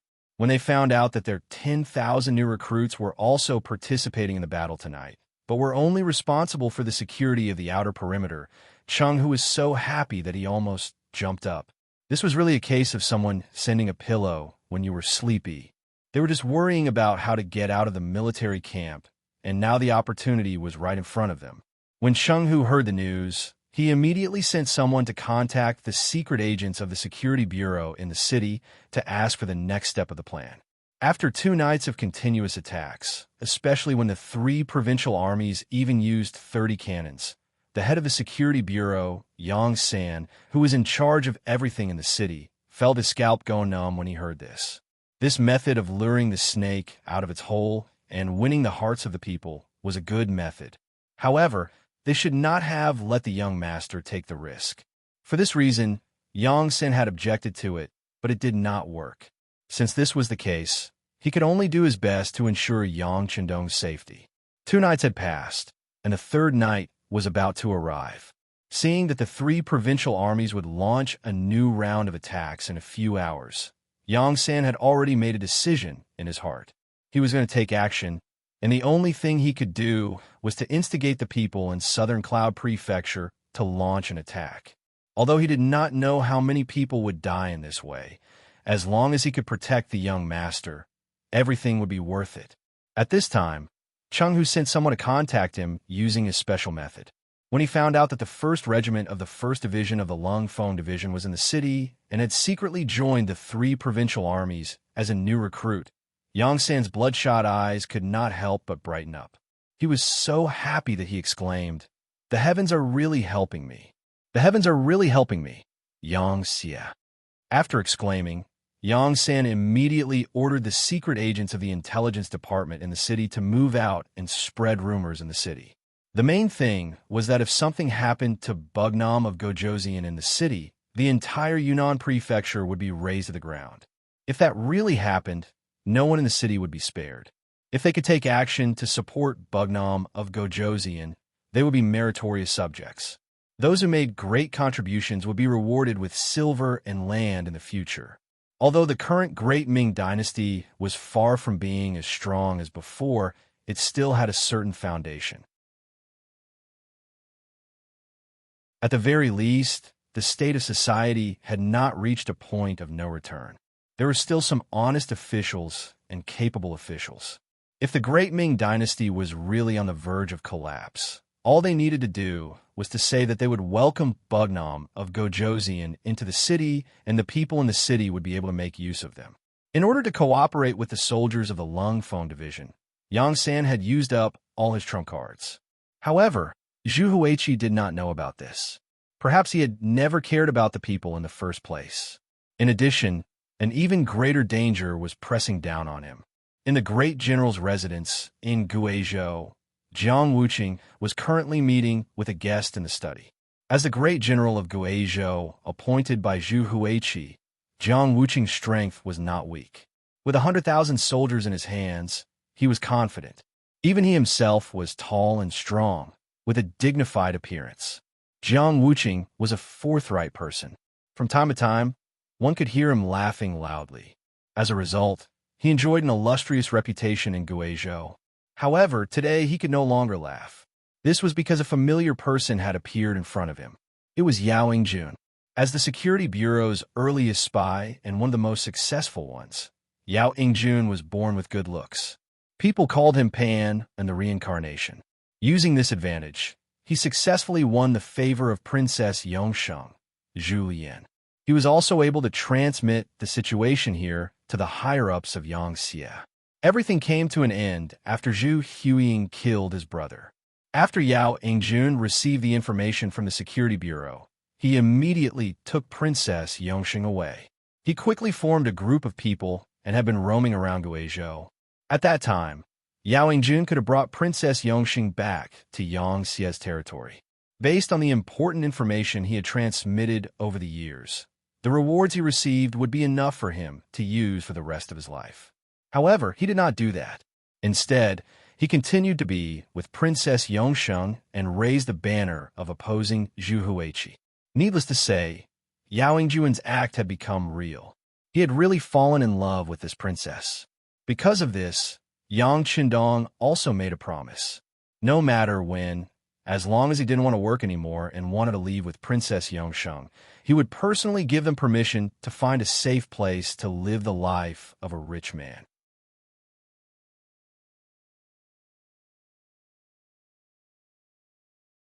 Chapter 1573. Those who had done intelligence work knew that it was easy to enter but difficult to leave. After doing intelligence work for a day, it would be difficult for someone who had spent their entire life in intelligence work to leave safely. As such, many people envied Yao Ingjun because of this matter. Feeling grateful for Yang Qindong's kindness, Yao Ingjun decided to do better work to repay his kindness. This time, taking the initiative to meet Jiang Wuqing was a risky move by Yao Ingjun to repay his kindness. When Zhu Huiyun was still alive, Yao Ingjun knew Jiang Wuqing, but they did not have much interaction at that time. As such, when he appeared alone in the Jiang residence, Jiang Wuqing was shocked, considering that Bugnam of Gojoseon had already entered the Yunnan residence, and now that Yao Ingjun had taken the initiative to appear in front of him, Jiang Wuqing instantly thought of many things. "Come in with me." Jiang Wuqing didn't immediately call for his bodyguards to arrest them. He spoke with a very calm tone. He believed that since the other party had come, it would be in his hands and could be seized at any time. Since that was the case, there was no need to be anxious.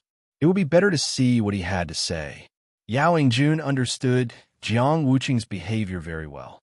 He had done a lot of homework and fully understood the nature of this Guizhou general, which was why he dared to take the risk alone. Hearing this greeting, he immediately chuckled, cupped his fists, and strode into the residence's inner room. The study was extremely quiet. As the host, Jiang Wuqing boldly sat down on the main seat and placed his sword on the table. His intention was self-evident. If Yao Yingjun could not convince him and give him a reasonable reason, he would probably use force. In response, Yao Yingjun only smiled and found a place to sit down. He then said, "General, do you know that a great disaster is imminent?" Jiang Wuqing's surprise at Yao Yingjun's shocking words disappeared in an instant. He then laughed coldly and said, "What? Is that all you have to say?" Negotiators from ancient times to modern times would often say shocking words in order to put enough pressure on the other party and fight for enough action. Jiang Wuqing had read a lot and had seen things like this before, so he wasn't surprised. Jiang Wuqing's performance fell into Yao Yingjun's eyes. He sighed in his heart at this person's calmness and calmness. Then he said, "General, this one is not speaking arrogantly, but this is the truth. Bugnam of Gojozin was wise and mighty. In just a dozen years, he had conquered and occupied several territories the size of the Great Ming Dynasty. He had more than 1 million troops under his command and more than 10 million people under his rule. Wherever Bugnam of Gojozin went, his enemies were either killed or beheaded. Even if he surrendered at the mere sight of the wind, in order to preserve his life, who could be his opponent? When Jiang Wuqing heard the praises, he did not have any intention of objecting. All of this was the truth. It was placed right in front of them, and they had no choice but to accept it. On this point, even Jiang Wuqing had some admiration in his heart. After praising Yang Qindong, Yao Yingjun continued, "Today, my lord has come to Yunnan Manor. Presumably, I don't need to say more about what will happen next. General, you should know what will happen, right?" Faced with this question, Jiang Wuqing knew that he had to say something, so he said, "Brother Yao, you flatter me. As far as this general knows, my lord has already laid an inescapable net in Yunnan Manor, and Bugnam of Gojozin only brought 500 followers into the city. Now that 2 days have passed, I'm afraid that Bugnam of Gojozin is now under my lord's control." Jiang Wuqing only received the news that Yang Qindong had entered Yunnan Manor this morning. At that time, he was indeed shocked by Yang Qindong's spirit of risking his life alone, but at the same time, he was extremely impressed. Although Jiang Wuqing did not mention it to anyone else, he knew very well that this time, Yang Qindong appeared in Yunnan Manor and made such a risky move in order to save the people of the 3 provinces from the suffering of war. Unfortunately, Jiang Wuqing knew his master very well. This was a master who would kill his own brother without hesitation. Such a person only had interest in his eyes, so how could he be honest? He could not understand. If he could see this point, then the wise Bugnam of Gojozin should also be able to see it. But why did he still risk his life? Just as he was wondering in his heart, Yao Yingjun arrived. A sense of curiosity arose in his heart. He wanted to see what Yao Yingjun thought about this matter and what he had to say. How could Jiang Wuqing know that it was precisely because he had just received the news from Yunnan Manor that Yao Yingjun appeared in order to force the other party to make a statement at the first moment? After all, Jiang Wuqing was a very magnanimous person who treated the people well. He was considered a good official, so it was better to try to win over such a person if he could. Ha! When Yao Yingjun heard this, he threw his head back and laughed heartily. Just as Jiang Wuqing was confused and somewhat confused, he suddenly stopped and said, "What's wrong? General, do you think that you can keep my master with the means of the 3 provincial kings? To be honest, since my master dared to enter Yunnan Manor, he naturally made all kinds of preparations. How could he be easily controlled by others? If he did not have such means, how could he have today's achievements?" Jiang Wuqing still believed Yao Yingjun's words from the bottom of his heart. He also did not believe that Yang Qindong, who had always been invincible, would take such a risk. However, he just could not think of any way to break out of this situation. Out of curiosity, he could not help but ask, "Oh, but what means does Bugnam of Gojoseon have?" Haha. Shaking his head, Yao Yingjun did not answer this question. In fact, he himself did not know what means Yang Shindong had left behind. If he did not know the reason, how could he solve other people's doubts? Yao Yingjun, who did not answer this question, only said, "General, just wait for the result." But then he mentioned the purpose of his visit, which was to persuade Jiang Wuqing to surrender. "General, since my master has come to Yunnan Manor, presumably there will be a result soon. And I can say with certainty that the final loser will be Zhu Huihua. Then, may I ask, once the 3 provincial kings are captured, what will the general do?" After saying these words, Yao Yingjun kept staring at Jiang Wuqing's eyes, as if he wanted to find the answer he wanted. What to do? This was what Jiang Wuqing needed to consider. The Great Ming Dynasty's system valued the civil and despised the military. It was destined that the social status of the military would not be too high. For example, if a scholar made a mistake, he would often be held high and let go lightly. This was because behind him were his schoolmates, fellow townsmen, peers, and colleagues. Even if he made a mistake one day and left a way out, they would all stand up and speak up. On the other hand, if a military general made a mistake, he would often be thrown into a bottomless abyss. It was even possible to go down to the 18 layers of hell. This was especially true for those civil officials. In order to suppress the status and development of military generals, they would spare no effort in using all their strength. This was also the reason why military generals received far less treatment and reputation compared to civil officials, even though they were both subjects. Jiang Wuqing was born a military general. In the past, he did not know how many military generals and ancestors were played in the palms of the civil officials, and even had their families destroyed. Among these people, some really did make mistakes, and some were directly wronged because they offended someone. And even if they really did make some mistakes, should they be punished? Also, should the families of these military generals be so heavily implicated? At best, they would be exiled and made into slaves. At worst, they would be killed. However, because the right to speak was in the hands of the civil officials, even if some military generals had different ideas, they could only endure it in their hearts. Therefore, even though they were both officials, a military general was much more cautious than a civil official. And now, Yao Yingjun was asking him what to do, which made it difficult for Jiang Wuqing. He was indeed promoted by Zhu Huihua. Before this, he was only a chiliarch. Now, he could command 50,000 soldiers and become the general of a province. With his kindness, he indeed had to thank Zhu Huihua.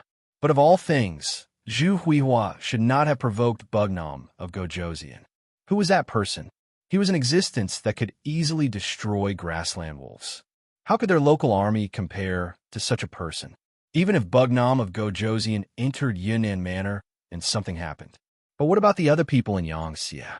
Would they take revenge?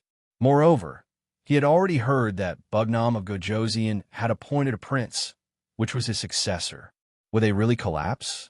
Taking a step back, if Bugnam of Gojoseon's Yangxia collapsed, what good would it do to him? Based on the fact that he had once served Zhu Huihua, not only would Yangxia's people not forgive him, but the civil officials in the Southern Ming Dynasty would also not let him off easily. If he was lucky, he would be dismissed. If he was unlucky, then he and his family would die. Thinking of his 4 children, the youngest of whom was only 4 years old, how could Jiang Wuqing bear to see them die because of him? For some reason, Jiang Wuqing's heart was filled with a sense of desolation at this moment. When he thought that because of him, his family would be implicated and die, he felt a burst of anger in his chest that wanted to erupt. It made him feel a burst of air and his heart beat rapidly. Jiang Wuqing's heart could be said to be filled with complex feelings, and all of this fell clearly into Yao Yingjun's eyes. He felt that things could be done, so he laughed and said, "General, I don't think I need to say more about your situation. This time, the 3 provincial kings want to be enemies with my master, so they are destined to have a miserable end. How could such an unwise person be worthy of you working your life for him? Why don't you turn back now? Bugnam of Gojosian said that as long as General is willing to surrender, not only will he not make any mistakes, but he will also give you merit. Even if we are all Han, he will give you wealth and ensure the safety of General and your family.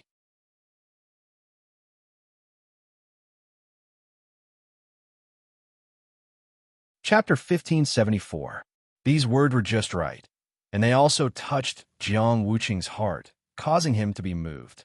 However, considering that he had once received Zhu Huilio's kindness, would it be too unjust to do so? Also, how trustworthy was Yao Ingjuan's words? Jiang Wuqing had already opened his mouth to agree, but he closed it tightly again. There was no such thing as betrayal in this world. The only reason there was no betrayal was because the bargaining chip was not high enough, or perhaps the threat was not high enough. If Yao Ingjun had not found him before, Jiang Wuqing might have had a choice and could have chosen the right time. However, now that Yao Ingjun had found him, he could only make a choice. He could either agree or not. Could he not agree? No one was willing to surrender. However, how could Jiang Wuqing, with a mere 50,000 soldiers, stop the 5-star army's might? Furthermore, the 50,000 soldiers under him belonged to the local army. In the end, their combat strength was only average. With such an army, Jiang Wuqing had already lost the confidence to fight against the experienced 5-star army before the battle even started. Whether it was because he had seen the situation clearly or because his strength was not enough, Jiang Wuqing had no choice but to make a decision. He looked at Yao Ingjun and asked, "But I don't know if I choose to surrender to the 5-star army. What kind of guarantee can I get?" Southern Cloud Manor. There were less than 2 hours left before the sky turned dark. A gloomy atmosphere shrouded the city, giving people a very oppressive feeling. For the past 2 days, the commotion at night was not small, especially last night. The sound of cannons and gunshots were so dense. Anyone who was not a fool would know what was going on. It must be said that the common people were the most honest group. As long as they could survive, they would not do anything excessive. For example, words like swallowing their anger and living an ignoble life were used by them. However, when something happened and threatened their lives, they would change into a different appearance and reveal their fangs. In other words, the mighty army of the East had awakened. Who was Bugnam of Gojosian? Needless to say, everyone in Southern Cloud Manor knew. There were even many people who yearned for the Yangxie's life and thought of ways to seek refuge there. Originally, Yang Shandong had a good foundation of the people. This time, Yang Shandong was willing to take the risk in order to not let the common people of the 3 provinces suffer from the chaos of war. At this moment, he had won the hearts of the people. This was the general trend that Yang Shandong needed. Now that the general situation had been set, but the 3 provincial kings still wanted to kill Wu Nan Wang. How could the common people in the city be willing to do so?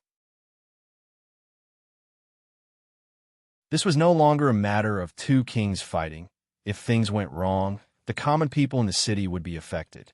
If they still did not do anything, in the end, the city would be killed. Once such a terrible result appeared in the minds of the common people, who could remain calm? It was at this time that the spies sent by Yang San came into effect. They mixed in with the common people and talked about the powerful relationship. More and more common people felt the crisis. Finally, waves of common people in the city began to rush in the direction of the destroyed courtyard with all kinds of weapons in their hands. Southern Cloud Manor was a big city. Not to mention its history, just the fact that it was the place where the former Sheeping Mansion and the current mansion of the 3 provinces were located, it had attracted a lot of commoners. The number of commoners here had reached more than 500,000 people at one point. Due to the chaos of war, the proportion of adult men was not high. However, even if the ratio was 10-1, it was still possible to gather 50,000 people. Not to mention, when the matter concerned their own safety in life and death, it was not only the adult men who would stand up. Some of the older men and some of the younger women also stood up together in order to seek a way out. They formed a mighty team and slowly rushed to the courtyard where Yang Shandong was.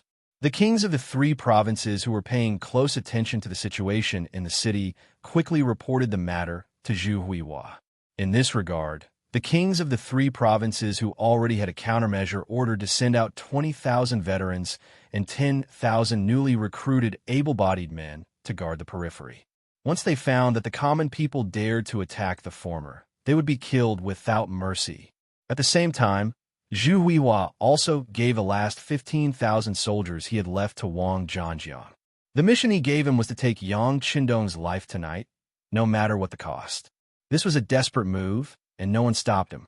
Although this was the last resort, at this moment, there was no better way to do it.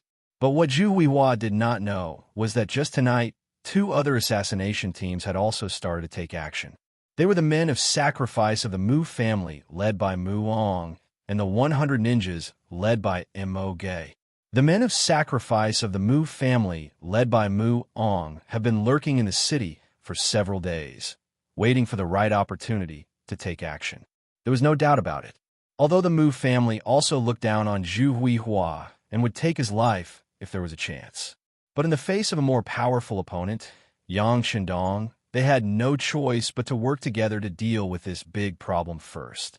For this reason, Muong has made up his mind to succeed or die trying. Fortunately, after 2 consecutive nights of attack, the outer courtyard of Yang Qindong's residence has been conquered, and the range of activity has been reduced a lot compared to before. Under such conditions, once the men of sacrifice of the Mu family rush to Yang Qindong's side, they still have a high chance to kill the target and complete the mission. Let's talk about the 100 ninjas led by Mo Gui. This is a force that no one knows about. Ninjas are best at hiding. In addition to Mo Gui's arrangements, no one noticed them. Even Yang Qindong didn't know about their existence.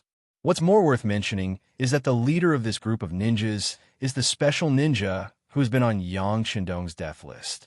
This special ninja, who should have died in the assassination of the Timur Empire's General Mandolatu, has now come to Yunnan Mansion without anyone noticing. In the dark, he is like a poisonous snake. Once he sees the opportunity, he will decisively attack and release his powerful energy. These 2 dark forces, one left and one right, stared at the dilapidated small courtyard, waiting for the best opportunity to appear. In the small courtyard, Beta Persei, Dao Xiao, Ba Dao Jiang, and others were also doing the final inspection. Years of war made them feel as if dark clouds were looming over the city. Everyone knew that the enemy's attack tonight would only be more ferocious compared to the attack of the previous 2 nights.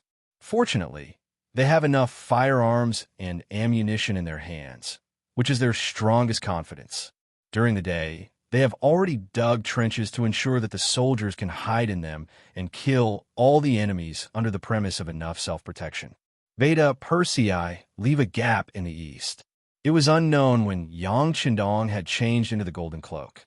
Although the sky was turning dark, it was still dazzling. Under the illumination of the remaining light, it emitted a myriad of rays of light, giving people the feeling that he was a god descending to the mortal world.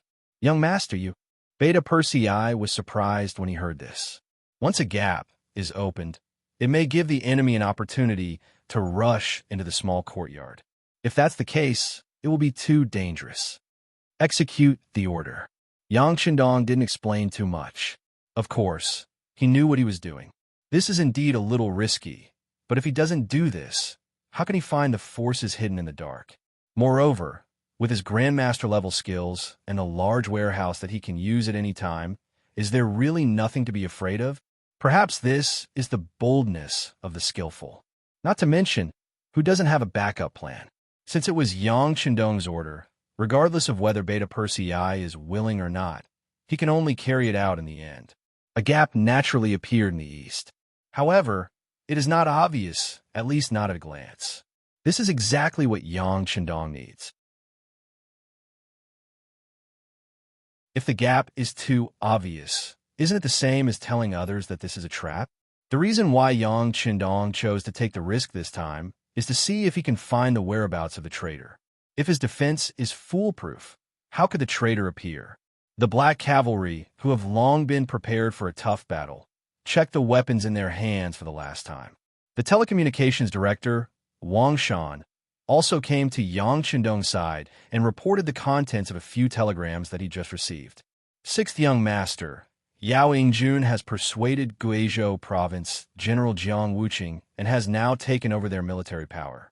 He has also sent 20,000 troops from Guizhou province to Yunnan prefecture. Sixth young master, after a day and night of long-distance attacks, my main army is now less than 300 miles away from us. They are confident that they will arrive outside Yunnan prefecture before noon yesterday. Sixth young master, the intelligence department has sent news that Guangxi province General Bai Kuan is now in close contact with the southern Ming imperial court. It seems that there is a possibility of him being instigated at any time. Sixth young master, listening to the contents of the telegrams read out, Yang Chendong calmly looked ahead. He knew that after taking a big detour and eliminating the surrounding dangers one by one, he would finally have to face the southern Ming imperial court. Okay, got it. At this moment, Yang Chendong did not feel too much joy. After all, once the war broke out, the ones who would suffer would be the lowest class of Han people. It would not be like when they attacked other countries and factions, where they could do anything to achieve their goals. Wang Shan seemed to feel that Yang Chendong's mood was a little gloomy, so he quietly left after replying. On the other hand, Yang Er walked up in confusion and said loudly, "Young master, don't be anxious. With 500 Black Knight Dragon Guards around, no one will be able to rush up to you and hurt you."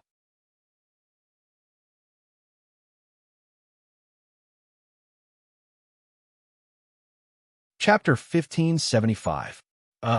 His originally gloomy mood disappeared without a trace because of Beta Persei's interruption. But it was also at this moment that Yang Chendong thought of telling Beta Persei a few words. Otherwise, with this person's character, he would definitely ruin his grand plan. Beta Persei, if the enemy rushes in from the east later, young master, I will take them out of here, and you just need to guard this place well. Don't worry about me, understand? Yang Chendong said with a serious look on his face. If it were any other subordinate, he would only need to give an order for the other party to carry it out. But facing Beta Persei, who was a straightforward person, some things had to be said more specifically. Why? Beta Persei wanted to get to the bottom of this, but fortunately, he still knew his place and immediately shut his mouth. But this did not mean that he had given up. On the contrary, he said carefully, "Young master, isn't this too dangerous?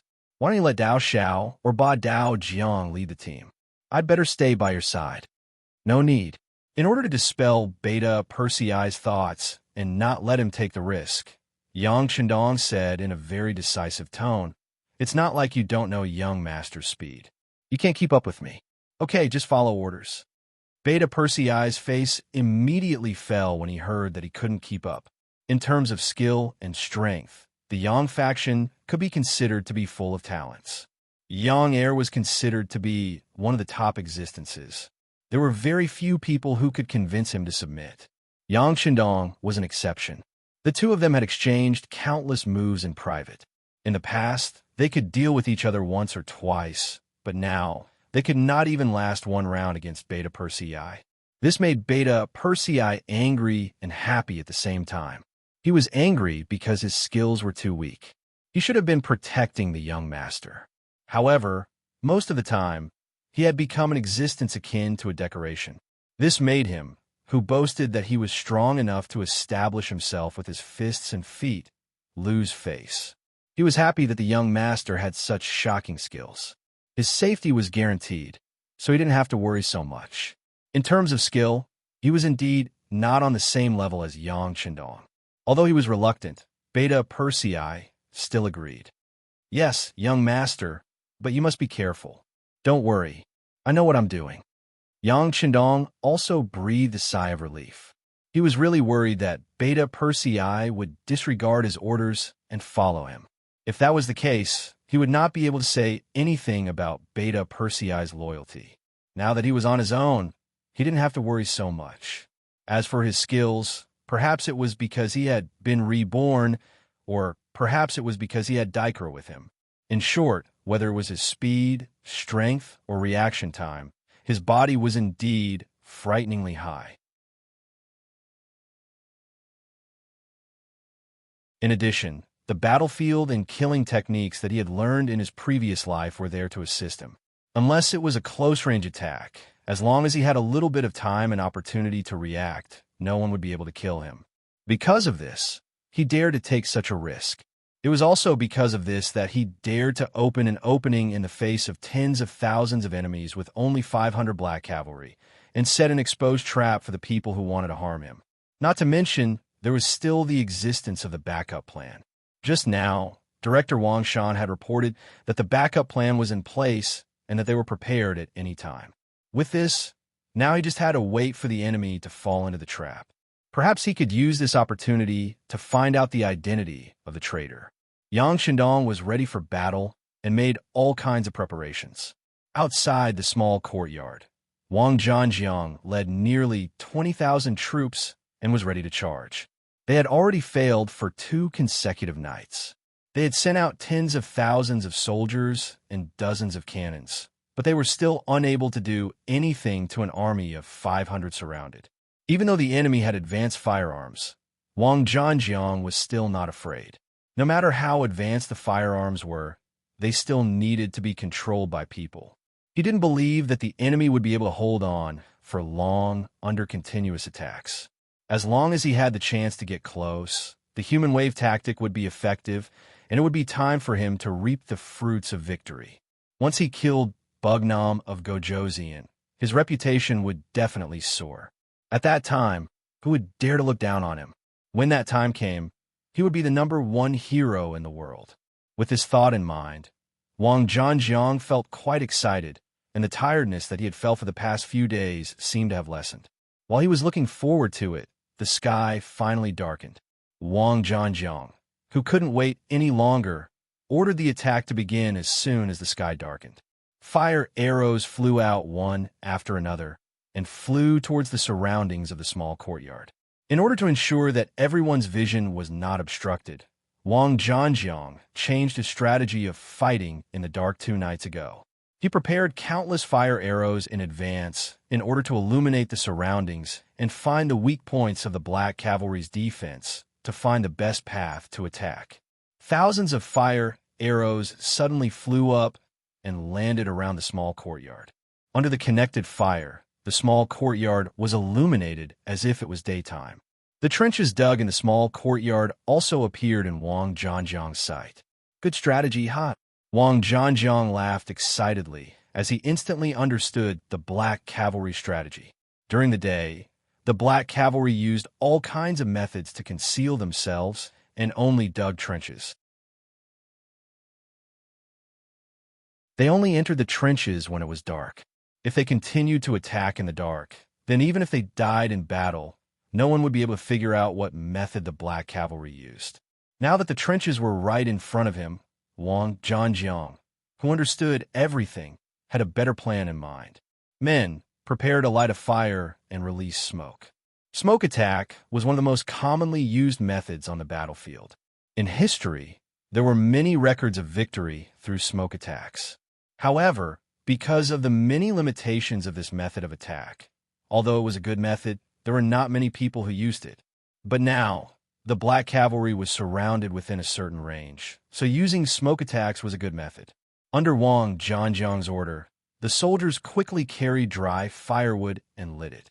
Then, they continued to add wet firewood to the fire. Soon, smoke rose, and under the incessant fanning of the soldiers of the 3 provinces, the smoke began to blow towards the small courtyard. They're going to release smoke. With the help of the night vision device, Ba Daojiang, who was guarding the first line of defense, quickly discovered Wang Zhanjiang's intention. However, he did not panic. On the contrary, the corner of his mouth revealed a disdainful smile. At this moment, if Wang Zhanjiang could stand in front of him, he could not help but scold him for his stupidity. In front of long-range firearms, what was the effect of releasing smoke? Did they not know that all they needed to do was to land a shell on the pile of firewood to solve all the problems? Come on, where are the rocket launchers? Aim them at the pile of firewood and blow it up Ba Daojiang said with a confident face. The rocket launchers beside him immediately got ready. Before the smoke could completely form, the rocket launchers were already fired at the small courtyard, raising the pile of firewood to the ground. Not only did the smoke not have any effect, but more than 10 people were killed or injured because of the rocket launcher. Wang Zhanjiang frowned. He was very curious about how the enemy could see his movements clearly when the sky was dark and the smoke was thick. Although it was the 16th day of the lunar calendar, the time when the moon was full, he shook his head. Shaking his head, he pushed the unhappiness in his heart to the bottom of his heart. Now was not the time to think about this. There was not much time left for him. If he could not take down Yang Chendong tonight, he was afraid that his head would be removed from his body. Men, beat the drums, charge. Under the illumination of the moonlight, accompanied by the flames everywhere, the soldiers of the 3 provinces began their suicidal charge. Just like a few days ago, the black shadows were everywhere. The soldiers of the 3 provinces pressed forward with a fearless look. Under the supervision of Wang Zhanjiang, the soldiers reluctantly charged forward. Open fire. The 500 black cavalry soldiers were naturally not going to be polite. With a shout, Ba Daojiang, who was in charge of the first line of defense, gave the order to open fire. In fact, after 2 days of fighting, the number of black cavalry soldiers was less than 500. To be precise, 13 soldiers were injured to varying degrees and could no longer participate in the battle. They could only stay in the main courtyard with Yang Chendong. Even so, the 487 black cavalry soldiers were armed with all kinds of advanced firearms. They were like a piece of metal, preventing the soldiers of the 3 provinces from approaching from all directions. Dense gunshots rang out, and the black shadows fell one by one. This battle made everyone realize the importance of weapons. When the weapons were advanced to a certain extent, it was already impossible to make up for it with manpower. The gunshots continued, and the casualties of the 3 provinces continued to increase. When the news reached the ears of General Wang Zhanjiang, he was calm like an old monk and did not even frown. All of this was within his expectations. Although he did not understand where the black cavalry got the firearms and ammunition, he had no choice. In a battle of life and death, in order to give Zhu Huihua an explanation, even if he had to sacrifice all of his soldiers, so what? As long as he could get rid of Yang Chendong, all of this was worth it in his eyes. A general success was built on thousands of bones. At this moment, there was a clear reflection of the cruelty of war. Wang Zhanjiang personally supervised the battle. If any soldier wanted to retreat out of fear, once discovered, they would be killed without mercy. In this kind of battle, where they would die regardless of whether they rushed forward or retreated, the soldiers had no choice. After getting used to obeying orders, they could only hope that they would be lucky enough to break through the blockade of the black cavalry and rush into the small courtyard. The soldiers of the 3 provincial armies, who had no other choice, showed the madness that they should have when they only had one path left to charge. Although the number of dead and injured soldiers kept increasing, after paying a huge price, they finally got closer and closer to the defending Black Knight Dragon Guards. When they were within an arrow's range, all kinds of bows and arrows began to fly, and the pressure began to increase.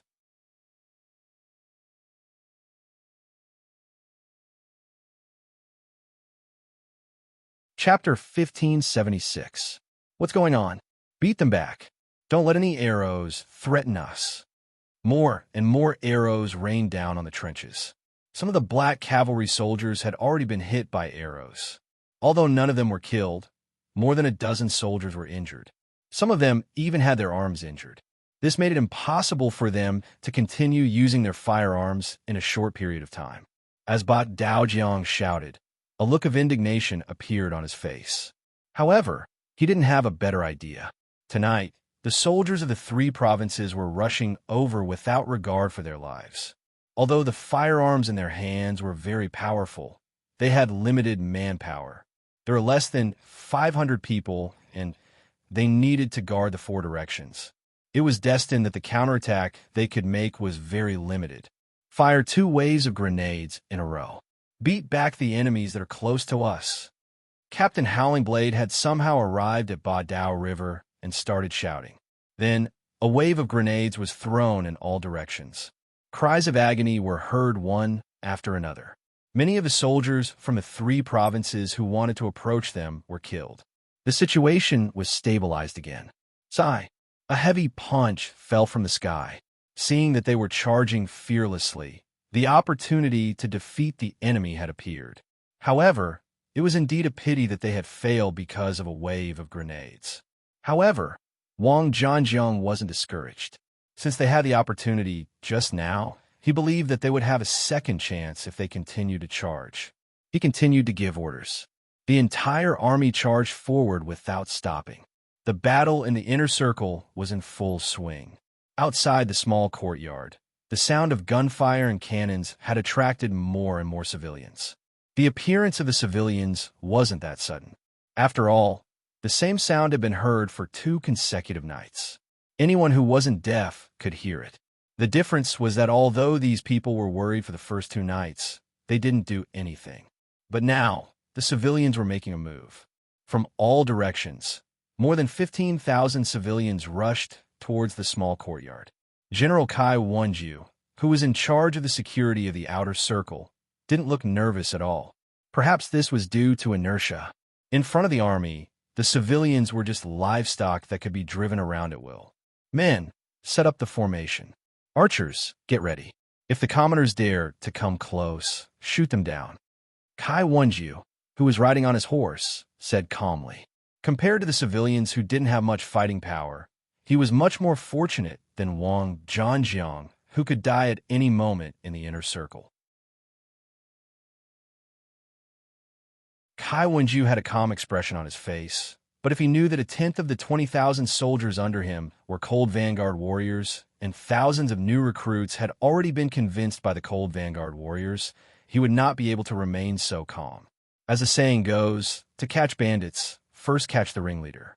Kai Wenju didn't know that he had already become someone's target. Cheng Hu, the commander of the Cold Front Army's 1st Division and 1st Regiment, was currently hiding in the army, watching Kai Wenju's every move. Anyone who had been in the army knew that one was always the most powerful existence in an army. For example, in a company, if a company's 1st-grade officer died in battle, then the one to inherit their position would definitely be a platoon leader. Logically speaking, if the platoon-level officers all died in battle, the one who would inherit their positions would definitely be the platoon leader. This clearly showed the importance of this platoon leader. For Cheng Hu to be able to become the commander of an army's 1st Division and 1st Regiment, his ability was naturally not to be underestimated. Since he had his eyes on Kai Wenju, how could he escape from Cheng Hu's grasp when the enemy was in the open and Kai Wenju was in the dark? Attack! Seeing that the commoners were getting closer and closer, and that many of the soldiers from the 3 provinces had already started to knock their arrows, Cheng Hu, as the commander, shouted loudly. He drew his scimitar and charged towards Kai Wenju on his horse. With a shout, hundreds of Cold Vanguard warriors also drew their scimitars and charged towards Kai Wenju. They only had one target, General Kai Wenju on his horse. The formation suddenly became chaotic. Many of the soldiers from the 3 provinces didn't know what was going on. They only felt people charging past them, and if anyone dared to stop them, they would quickly be knocked to the ground and never be able to get up again. This sudden turn of events left many of the soldiers of the 3 provinces scratching their heads in confusion. Before they could figure out what was going on, Kai Wenju, who was riding on the horse, had his head chopped off. Blood sprayed everywhere. Cheng Hu's personal strength was naturally unquestionable. Just the number of Cold Vanguard warriors and officers trained by him numbered more than 1,000. Having fought with countless people, he had long trained himself to be invincible in close combat. Coupled with the fact that he was unprepared, it would be strange if Kai Wenju could escape. Without even having the time to react, the commander of the troops, Kai Wenju, was killed on his horse. When the other soldiers from the 3 provinces saw this scene, all of them turned pale with fright. More importantly, the person who killed the general was wearing the same uniform as them. This was the most frightening and inexplicable thing. Why did the soldiers dare to kill the general? If these people dared to kill the general, will they also dare to kill them? Put down your weapons and kneel on the ground. Otherwise, you will be killed without mercy. Waves of shouts came out one after another. More and more recruits with red cloth wrapped around their arms jumped out and shouted. The united front work done before finally played a decisive role at this moment. Chung Hu's sudden attack and the active cooperation of his 4 battalion commanders, including Feng Zhan and Wang Jinlong, made the soldiers from the 3 provinces squat on the ground in confusion. Although they still didn't know what was going on, one thing was clear. If they didn't drop their weapons and squat on the ground now, they would die. This had been proven by the fact that their comrades had been killed for no reason just now. There were more and more civilians on the periphery, and the soldiers from the 3 provinces were getting closer and closer. Although there were nearly 100 spies from the Security Bureau encouraging everyone to act as the mainstay, when the soldiers from the 3 provinces were getting closer and closer, many civilians couldn't help but slow down. They were civilians and hadn't received any relevant military training. When facing regular soldiers with armor and swords, it would be a lie to say that they weren't nervous. But when they thought that if Bugnam of Gojoseon died in Yunnan Prefecture, the 5-star army would definitely take revenge. At that time, they would also be unable to escape death. Their confidence was strengthened a lot, and they didn't seem to be as scared as before. What's going on? Why isn't anyone shooting at us? Yeah, why do I see that many of these soldiers are squatting down? The distance was getting closer and closer. When they were less than 30 steps away, the civilians at the front finally saw the movements of the soldiers from the 3 provinces. The spies mixed in the crowd played a role at this time. Thinking of what the director said before, that someone would cooperate with them, how could they not know what was going on? Immediately, one by one, they shouted in the crowd, "The soldiers are mutinous. They're on the same side as us. Now let's go with them and rescue Bugnam of Gojoseon." As soon as such shouts appeared, they rose and fell one after another without end.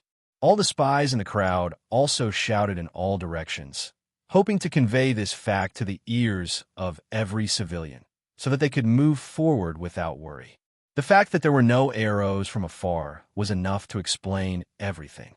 After knowing that the soldiers were like them and didn't want anything to happen to Bugnam of Gojoseon, the number of soldiers increased by a lot. They were no longer afraid, and each of them moved faster than before. There was a mutiny on the outside, and it wouldn't be long before it affected the inside. Under the attack from both sides, Wang Zhanjiang's fate was already sealed, and Yang Qindong's safety would naturally be guaranteed. It was at this time that Yang Qindong, to everyone's surprise, broke out from the east alone in a golden cloak. His body was like a fox, and he was as fast as a cheetah. This was the true portrayal of Yang Qindong's current situation. In the darkness, the golden cloak shone like a beacon. After he rushed out, he was locked on by many eyes. Golden cloak, that must be Bugnam of Gojoseon. Go after him. In the darkness, Muong, who was paying close attention to everything, like a viper lurking in the dark, had a flash of excitement in his eyes. He naturally saw the intensity of the battle just now. Well, he saw how the Black Cavalry relied on the advanced firearms in their hands to repel the attacks of the 3 provincial armies again and again. He was anxious and uneasy. After observing the battlefield, Muong came to the east.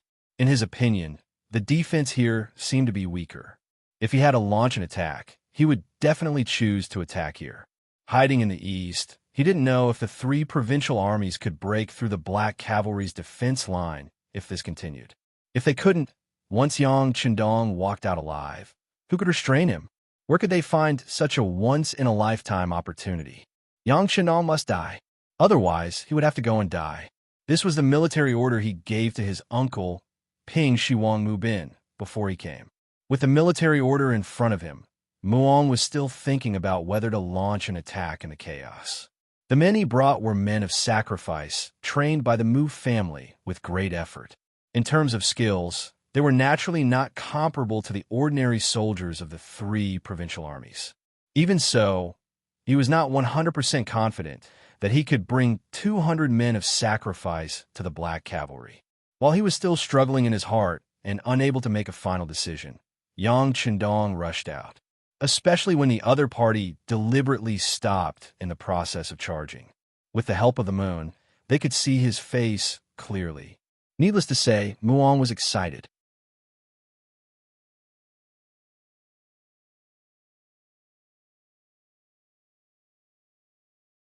Chapter 1577.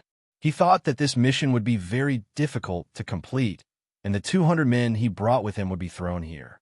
He never thought that Yang Chendong would actually rush out. Could it be that the Black Cavalry's defensive line was no longer safe? It's just that this is not what Muong should care about now. What he needs to do now is to catch up with Yang Chendong and kill him. Having seen the portrait of Yang Chendong countless times, Muong believed that he would not recognize the wrong person. Therefore, after Yang Chendong, who was wearing a golden cloak, rushed out from the east and kept running away, Muong took him and 200 men under him like ghosts in the night and chased after Yang Chendong. As soon as Muong moved, in the same darkness, the 100 ninjas also moved. For Yang Chendong's appearance and figure, even if he turned into ashes, Bujishi could not forget it. So in just a face-to-face, Bujishi could be 100% sure that the person who escaped was Yang Chendong. Even so, how could he let go of this once-in-a-lifetime opportunity? Yang Chendong appeared, and he was still alone. His appearance also directly attracted the pursuit of 200 men of the Mu family and 100 ninjas. Besides, at this time, Yang Chendong, with the idea of being bold, rushed out from the protection of the Black Cavalry. The reason why he did this was that he wanted to lure the enemy into the trap, and secondly, doing this could also reduce the pressure on the Black Cavalry, so that he could go all out and fight without any scruples. It's just that when he really rushed out, Yang Chendong was not sure whether someone would chase after him or not. It wasn't until he met the soldiers of the 3 provinces who were charging at him from the outside, and used his body to quickly weave through them, that he heard the dense footsteps behind him. Only then did a relaxed smile appear on his face. With Yang Chendong's current skill, his hearing was naturally better than ordinary people. Just from the sound of those footsteps, he could feel that the strength of the people who came was definitely not comparable to the ordinary soldiers of the 3 provinces. From the orderly and light footsteps, Yang Chendong could feel that the other party's breathing was very stable. They should be the work of a well-trained master. Thinking that these people were masters, Yang Chendong couldn't help but rejoice in his actions. If it wasn't for this risk, the killers who waited for a long time and didn't have a chance to attack the small courtyard together with the soldiers of the 3 provinces. If so, the loss of the Black Cavalry would be inevitable. Haha, come on, I hope you can keep up with my speed. After a smile that others couldn't see flashed across the corner of Yang Chendong's mouth, he stomped his feet on the ground and rushed forward again. With only 50% of his strength, Yang Chendong could keep a safe distance from the pursuers behind him. Yang Chendong led the way in front without any hurry. Behind him were the men of sacrifice led by Muong and the ninjas led by Chueisho. As the 2 sides chased and fled, the distance between them and the small courtyard was getting farther and farther. Keep an eye on him, don't let him run away. Muong was very excited at this time. When he spoke, he looked back, and then his eyes flashed with helplessness. Unlike Yang Chendong's skill, he could rush out of the encirclement of the 3 provinces without any injuries. When he led his men to break out of the encirclement, it took him some effort. The moment he collided with the soldiers of the 3 provinces, both sides were entangled for a short period of time. After sacrificing the lives of several men of sacrifice, he finally managed to kill his way out. This was because the soldiers of the 3 provinces were not prepared in the dark. Otherwise, Muong didn't dare to think about how many of the 200 men of sacrifice could escape alive. Now that several people have died, and all of this will fall on Yang Chendong's head, Muong's killing intent was even stronger at this time. Chueisho, who was 1 step behind them, was not any better. Just now, after a fierce battle, after losing the lives of several ninjas, they were able to rush out. Although they were reinforcements invited by Zhu Huihua, before their identity was announced, ordinary soldiers of the three provinces didn't know who they were. If they met on the battlefield, they were either comrades or enemies. Several ninjas died before they could catch up with the main character.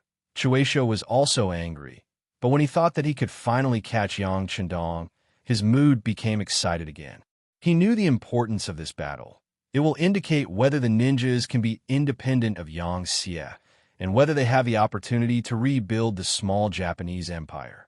And for this great goal, even if they use all their strength, even if they lose their lives, it is worth it.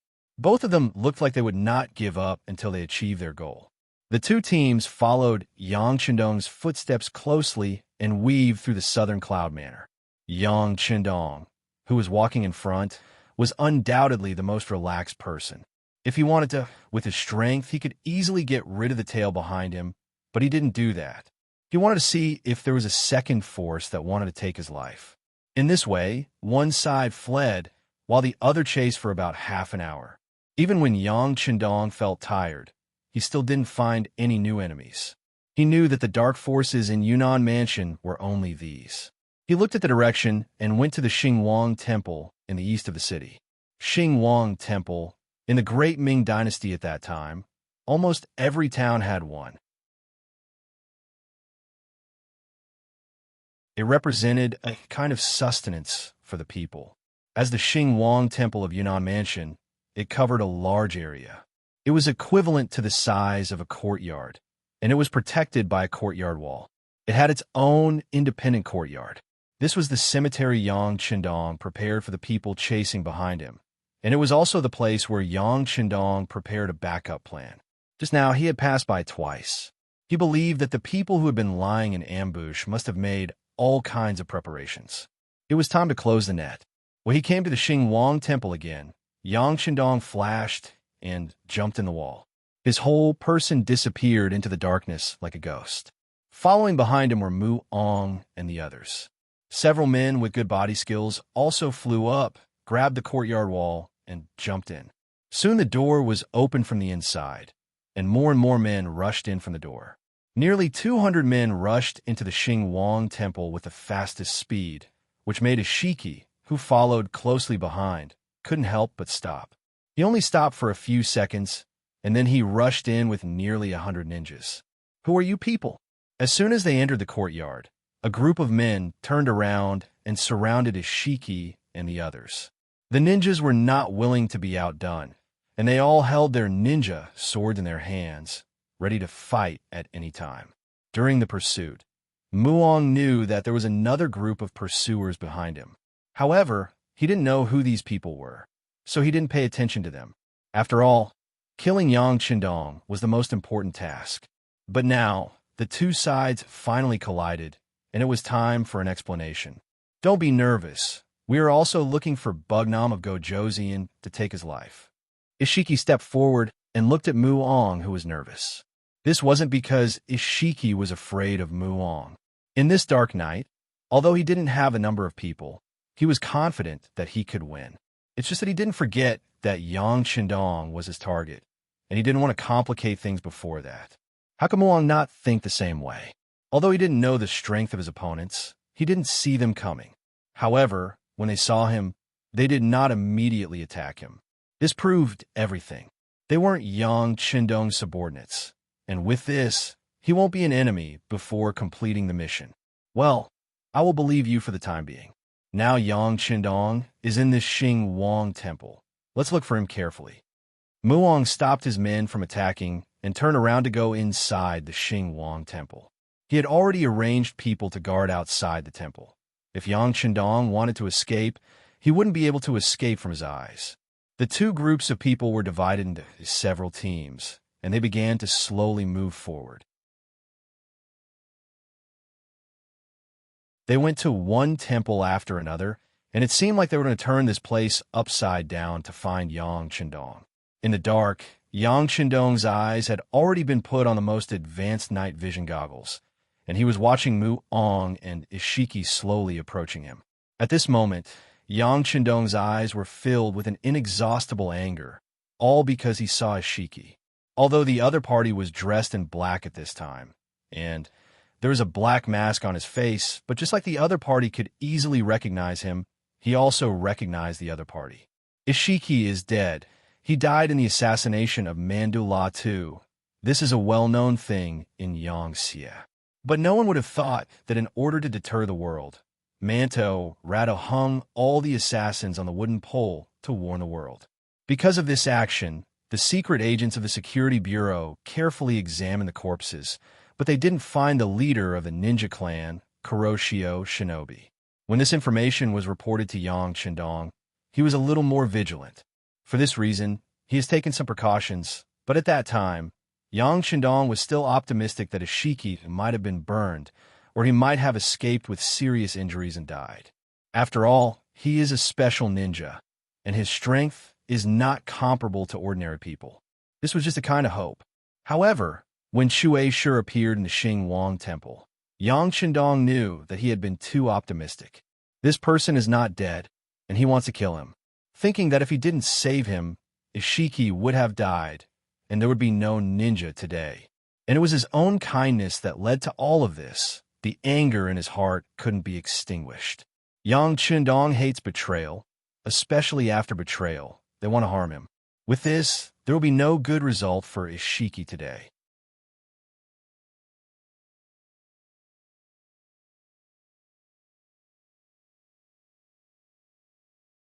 Chapter 1578. Get ready to do it. In the end, Yang Chendong shook his head. He knew that those were just memories. Now it was time to make up his mind to eradicate all of this. Yang Chendong, who seemed to have made some kind of decision, walked out of the darkness wearing a golden robe. As soon as he appeared, the death warriors of the Mu family and the Japanese ninjas who were searching for him couldn't help but exclaim, and then everyone quickly rushed forward and surrounded him. With the help of the torch in his hand, the entire courtyard of the Xing Wang Temple was illuminated, and Yang Chendong's face also appeared in everyone's eyes. When he saw that it was indeed Yang Chendong, Muong was overjoyed.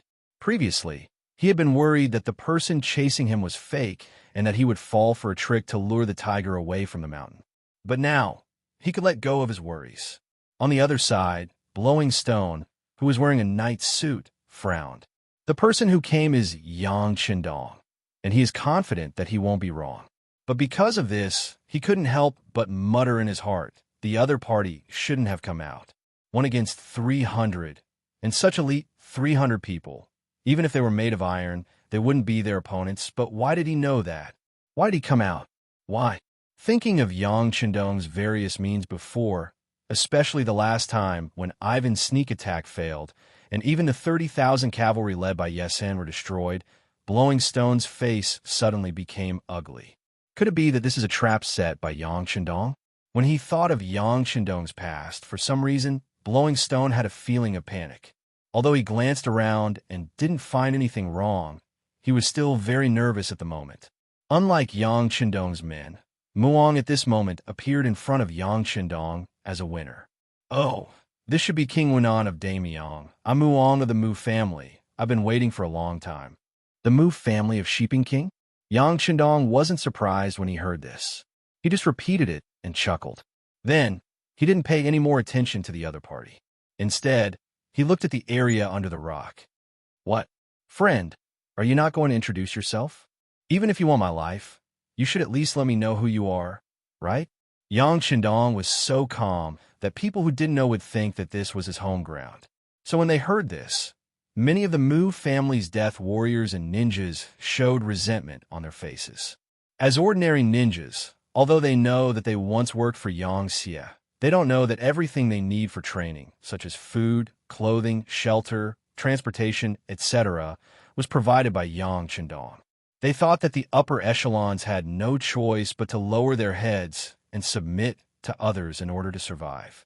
In fact, several special ninjas like Kurosawa also said this to the people below.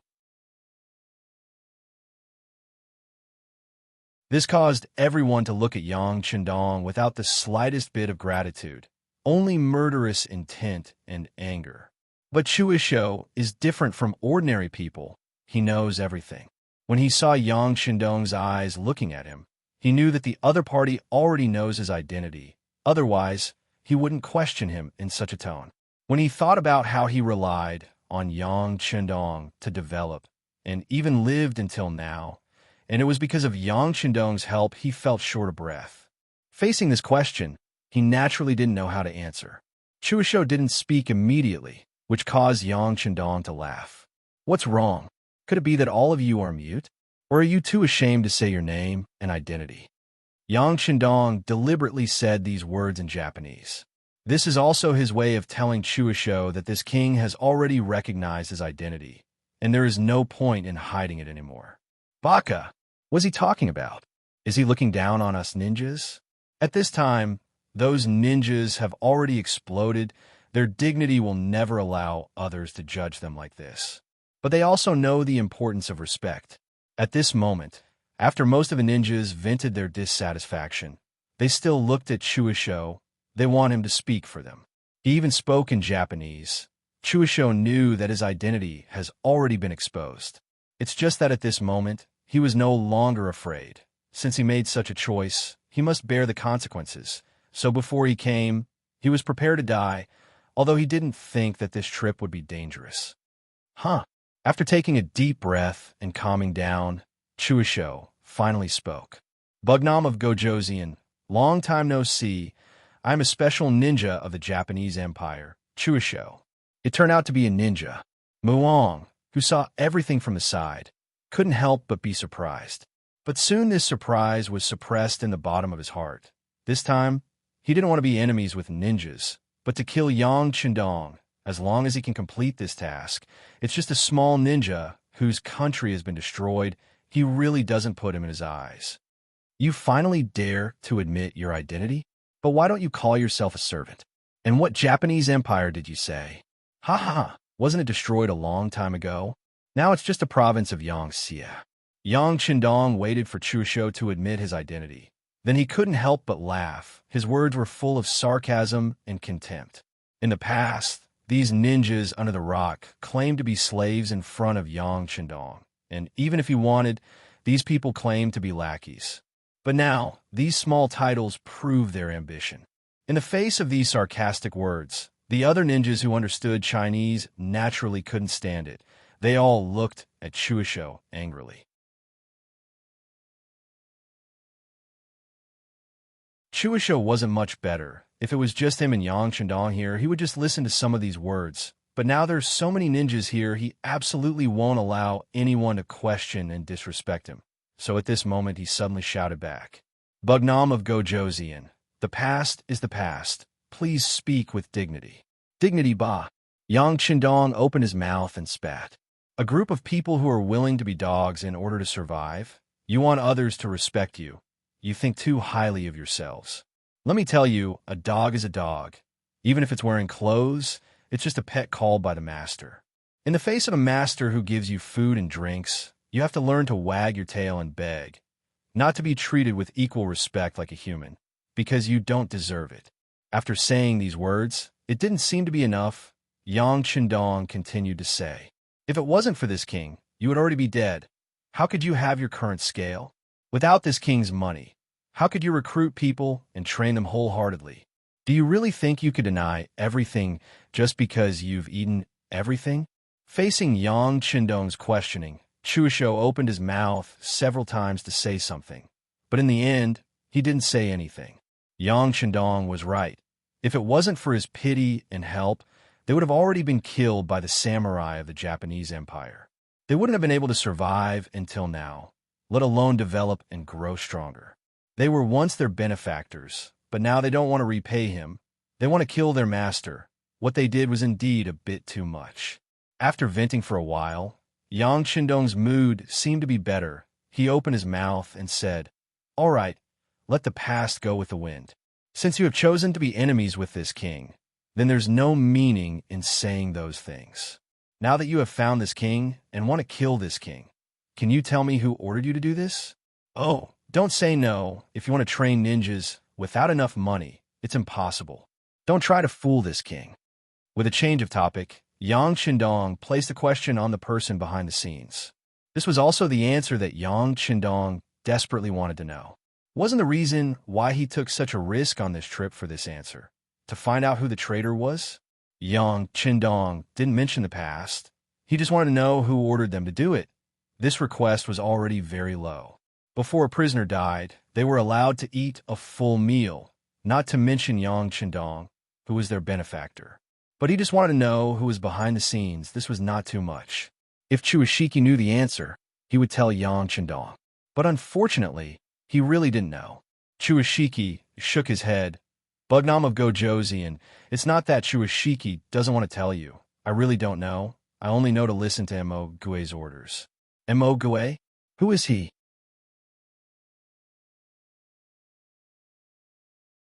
Although Yang Qindong was somewhat dissatisfied with this answer, he also knew that Chuashiki really didn't know. Otherwise, he wouldn't refuse to answer this question. I don't know who he is. I just know everything. I just listen to him.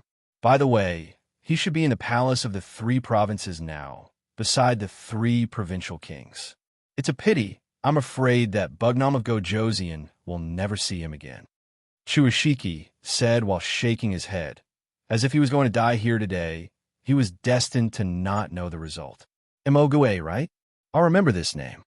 Yang Qindong nodded heavily, as if he attached great importance to this name. Seeing that Yang Qindong was still hesitating about this matter, seeing that Chuashiki seemed to have answered his question, and seeing that it was getting late, Mu Ong laughed loudly. Well, Bugnam of Gojoseon, you should know everything you need to know. Now you shouldn't have any last wishes. It's time to go on the road. Go on the road? With just you? You're just a small child of the Mu family. Do you know that I'm Bugnam of Gojoseon, the emperor of the Great Ming Dynasty, recognized by the emperor of the Great Ming Dynasty, Bai Ming, and the emperor of the Southern Ming Dynasty? Do you know that you're offending your superiors by doing this to me? Seeing that Chuashiki couldn't ask any more questions, Yang Qindong turned his gaze to Mu Ong.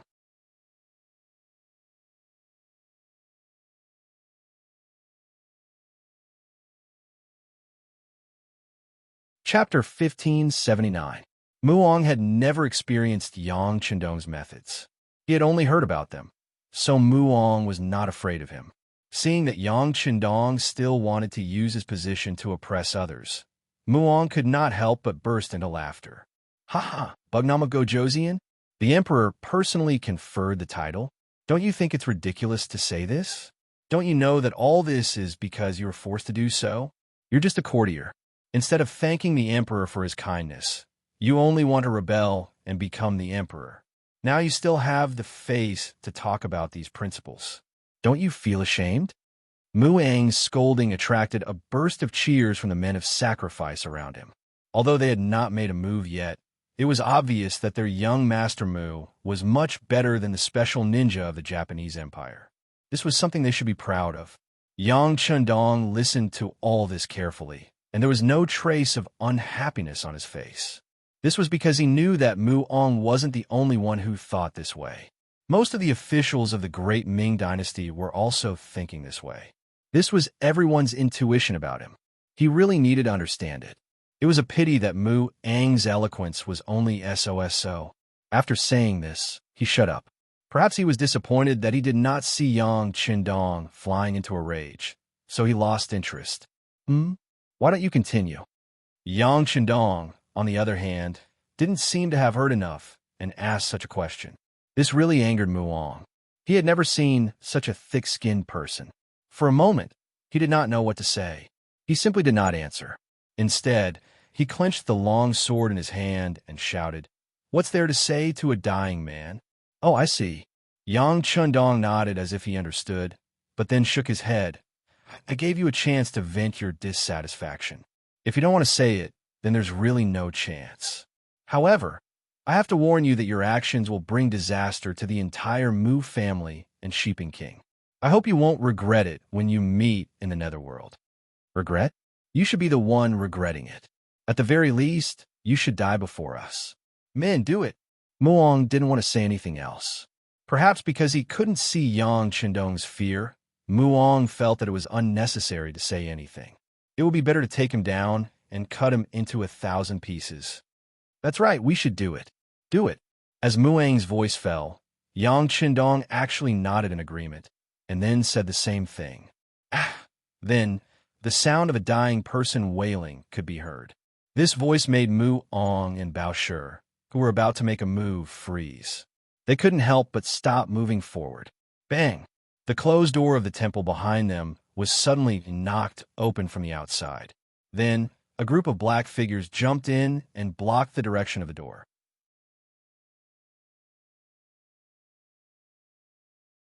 Not only that, at the same time, on the courtyard wall, a group of men in black rushed out from behind Yang Chendong. As soon as they appeared, they surrounded Mu Ong and Bao Shi. The sudden change shocked Mu Ong and Chue Ishida. Their expressions were no longer as relaxed as before. The men of sacrifice sent by the Mu family were all very strong. If they were fighting on a battlefield, any one of them would not be afraid of 3 to 5 people. But those shouts just now were so quick that they almost didn't hear any sound of resistance. They were killed one after another. From this point of view, doesn't it mean that this person's skills were more powerful than theirs? The stronger the enemy, the more dangerous their situation would be. It would be strange if they didn't have a good expression. The only thing worth rejoicing over was that although it seemed like they were surrounded, it was clear that not many people had come. There were only a little over 100 people, which was not even half of their number. It seemed that with the advantage of numbers, they still had a fighting chance. Seemingly at the same time, Mu Ong and Blowing Stone's eyes met. Then, almost at the same time, they opened their mouths and said the word kill. They were fast, but some people were faster than them. Those men in black who suddenly appeared, they didn't know when they had the 95-style gun in their hands. Just when those men of sacrifice and ninjas were about to move, a black muzzle was pointed at them, and then there was a burst of fierce gunshots. The bullets flashed in the dark night, and ninjas and men of sacrifice who wanted to rush forward were shot down one by one. Firearms. When they saw the men in black took out these things, whether it was Mu Ong or Bao Shi, their face changed. A strong sense of crisis also pressed down on them, making their originally confident faces lose their confidence. Retreat. Go. Almost one after the other, Bao Shi and Mu Ong gave the order. In their view, although they had the advantage in numbers in the face of powerful firearms, it was too difficult to win. In that case, it was better to escape first. Anyway, Yang Chendong was still in Yunnan Mansion, so they didn't have to worry about not finding an opportunity to kill him. It's just that at this time, they still wanted to retreat, but it was not so easy. A smoke bomb was thrown at them. The strong smoke exuded a nauseating smell, and their eyes couldn't help but shed tears of pain. In a short time, most people were hit and lost the ability to resist. Throw the flash bomb. Another voice came out, followed by a series of hand grenades that could blind people's eyes. They were thrown in the courtyard, making those men of sacrifice who wanted to escape in the dark, especially the ninjas, have no choice but to stop. Forget about the men of sacrifice. Their advantage was that they were not afraid of death. When their strength was obviously inferior, they were just like straws that could be harvested at any time. Ninjas were different. What they were good at was hiding, or sneaking, or running away with the help of various means. Whether it was using the surrounding environment or the reflection and refraction of light. In short, when it came to escaping, few people dared to say that they were the best. Not to mention in the originally dark environment. As long as they couldn't be killed in the first place, once they escaped, it would be extremely difficult to catch them. It was precisely because they knew and understood this that those flash bombs were thrown out. When a strong light suddenly came out and met the eyes of those ninjas, at that moment, they felt that there was a vast expanse of white in front of them. At this moment, they completely lost their direction, let alone escape. When the flash bombs appeared, the men in black with special goggles moved. They had been trained for this for a long time, and with the protection of the goggles, the flash bomb's damage to them has been minimized. One side couldn't see anything, and the other side's vision was normal, so it was easy to imagine what would happen. The sound of gunshots came out, hitting the legs of the men of sacrifice or ninjas one after another. Soon, the Xingwang temple was dyed red with blood, and a burst of fishy smell also assailed their nostrils, making them want to vomit. Vomit. Those assassins who first experienced the smoke bombs, then the flash bombs, and then the smell of blood finally couldn't stand it anymore. They began to bend down, lowered their heads, and vomited. But even if they had lost the power to resist in a short time, the gunshots still didn't stop. One by one, their legs were penetrated by bullets and blood flowed out. One by one, they couldn't stand still and fell to the ground. In a short time, the assassins who wanted to resist and break out of the encirclement stopped moving. They fell to the ground one by one, wailing and screaming. At the same time, their bodies were twitching. They didn't know if it was because of the gunshot wounds or because of the smell in their noses. They kept twisting their bodies in pain. Control them all. Seeing that the dust had settled, the group of black-clothed men stopped. One by one, they lit up their torches and began to walk towards the injured assassins on the ground. Fight them to the death. When a black-clothed man came to the side of a death warrior, a sudden shout resounded. Then a figure endured the pain from his legs and suddenly pounced on him like a ferocious tiger coming down from the mountain. His momentum was extraordinary. You're courting death. The man in black with a torch in his right hand seemed to have expected this scene to happen. He just moved his body to the side and dodged the tiger's attack. Then, when the assassin's figure missed, a torch hit the assassin's back. Under the powerful force, the assassin spat out another mouthful of blood.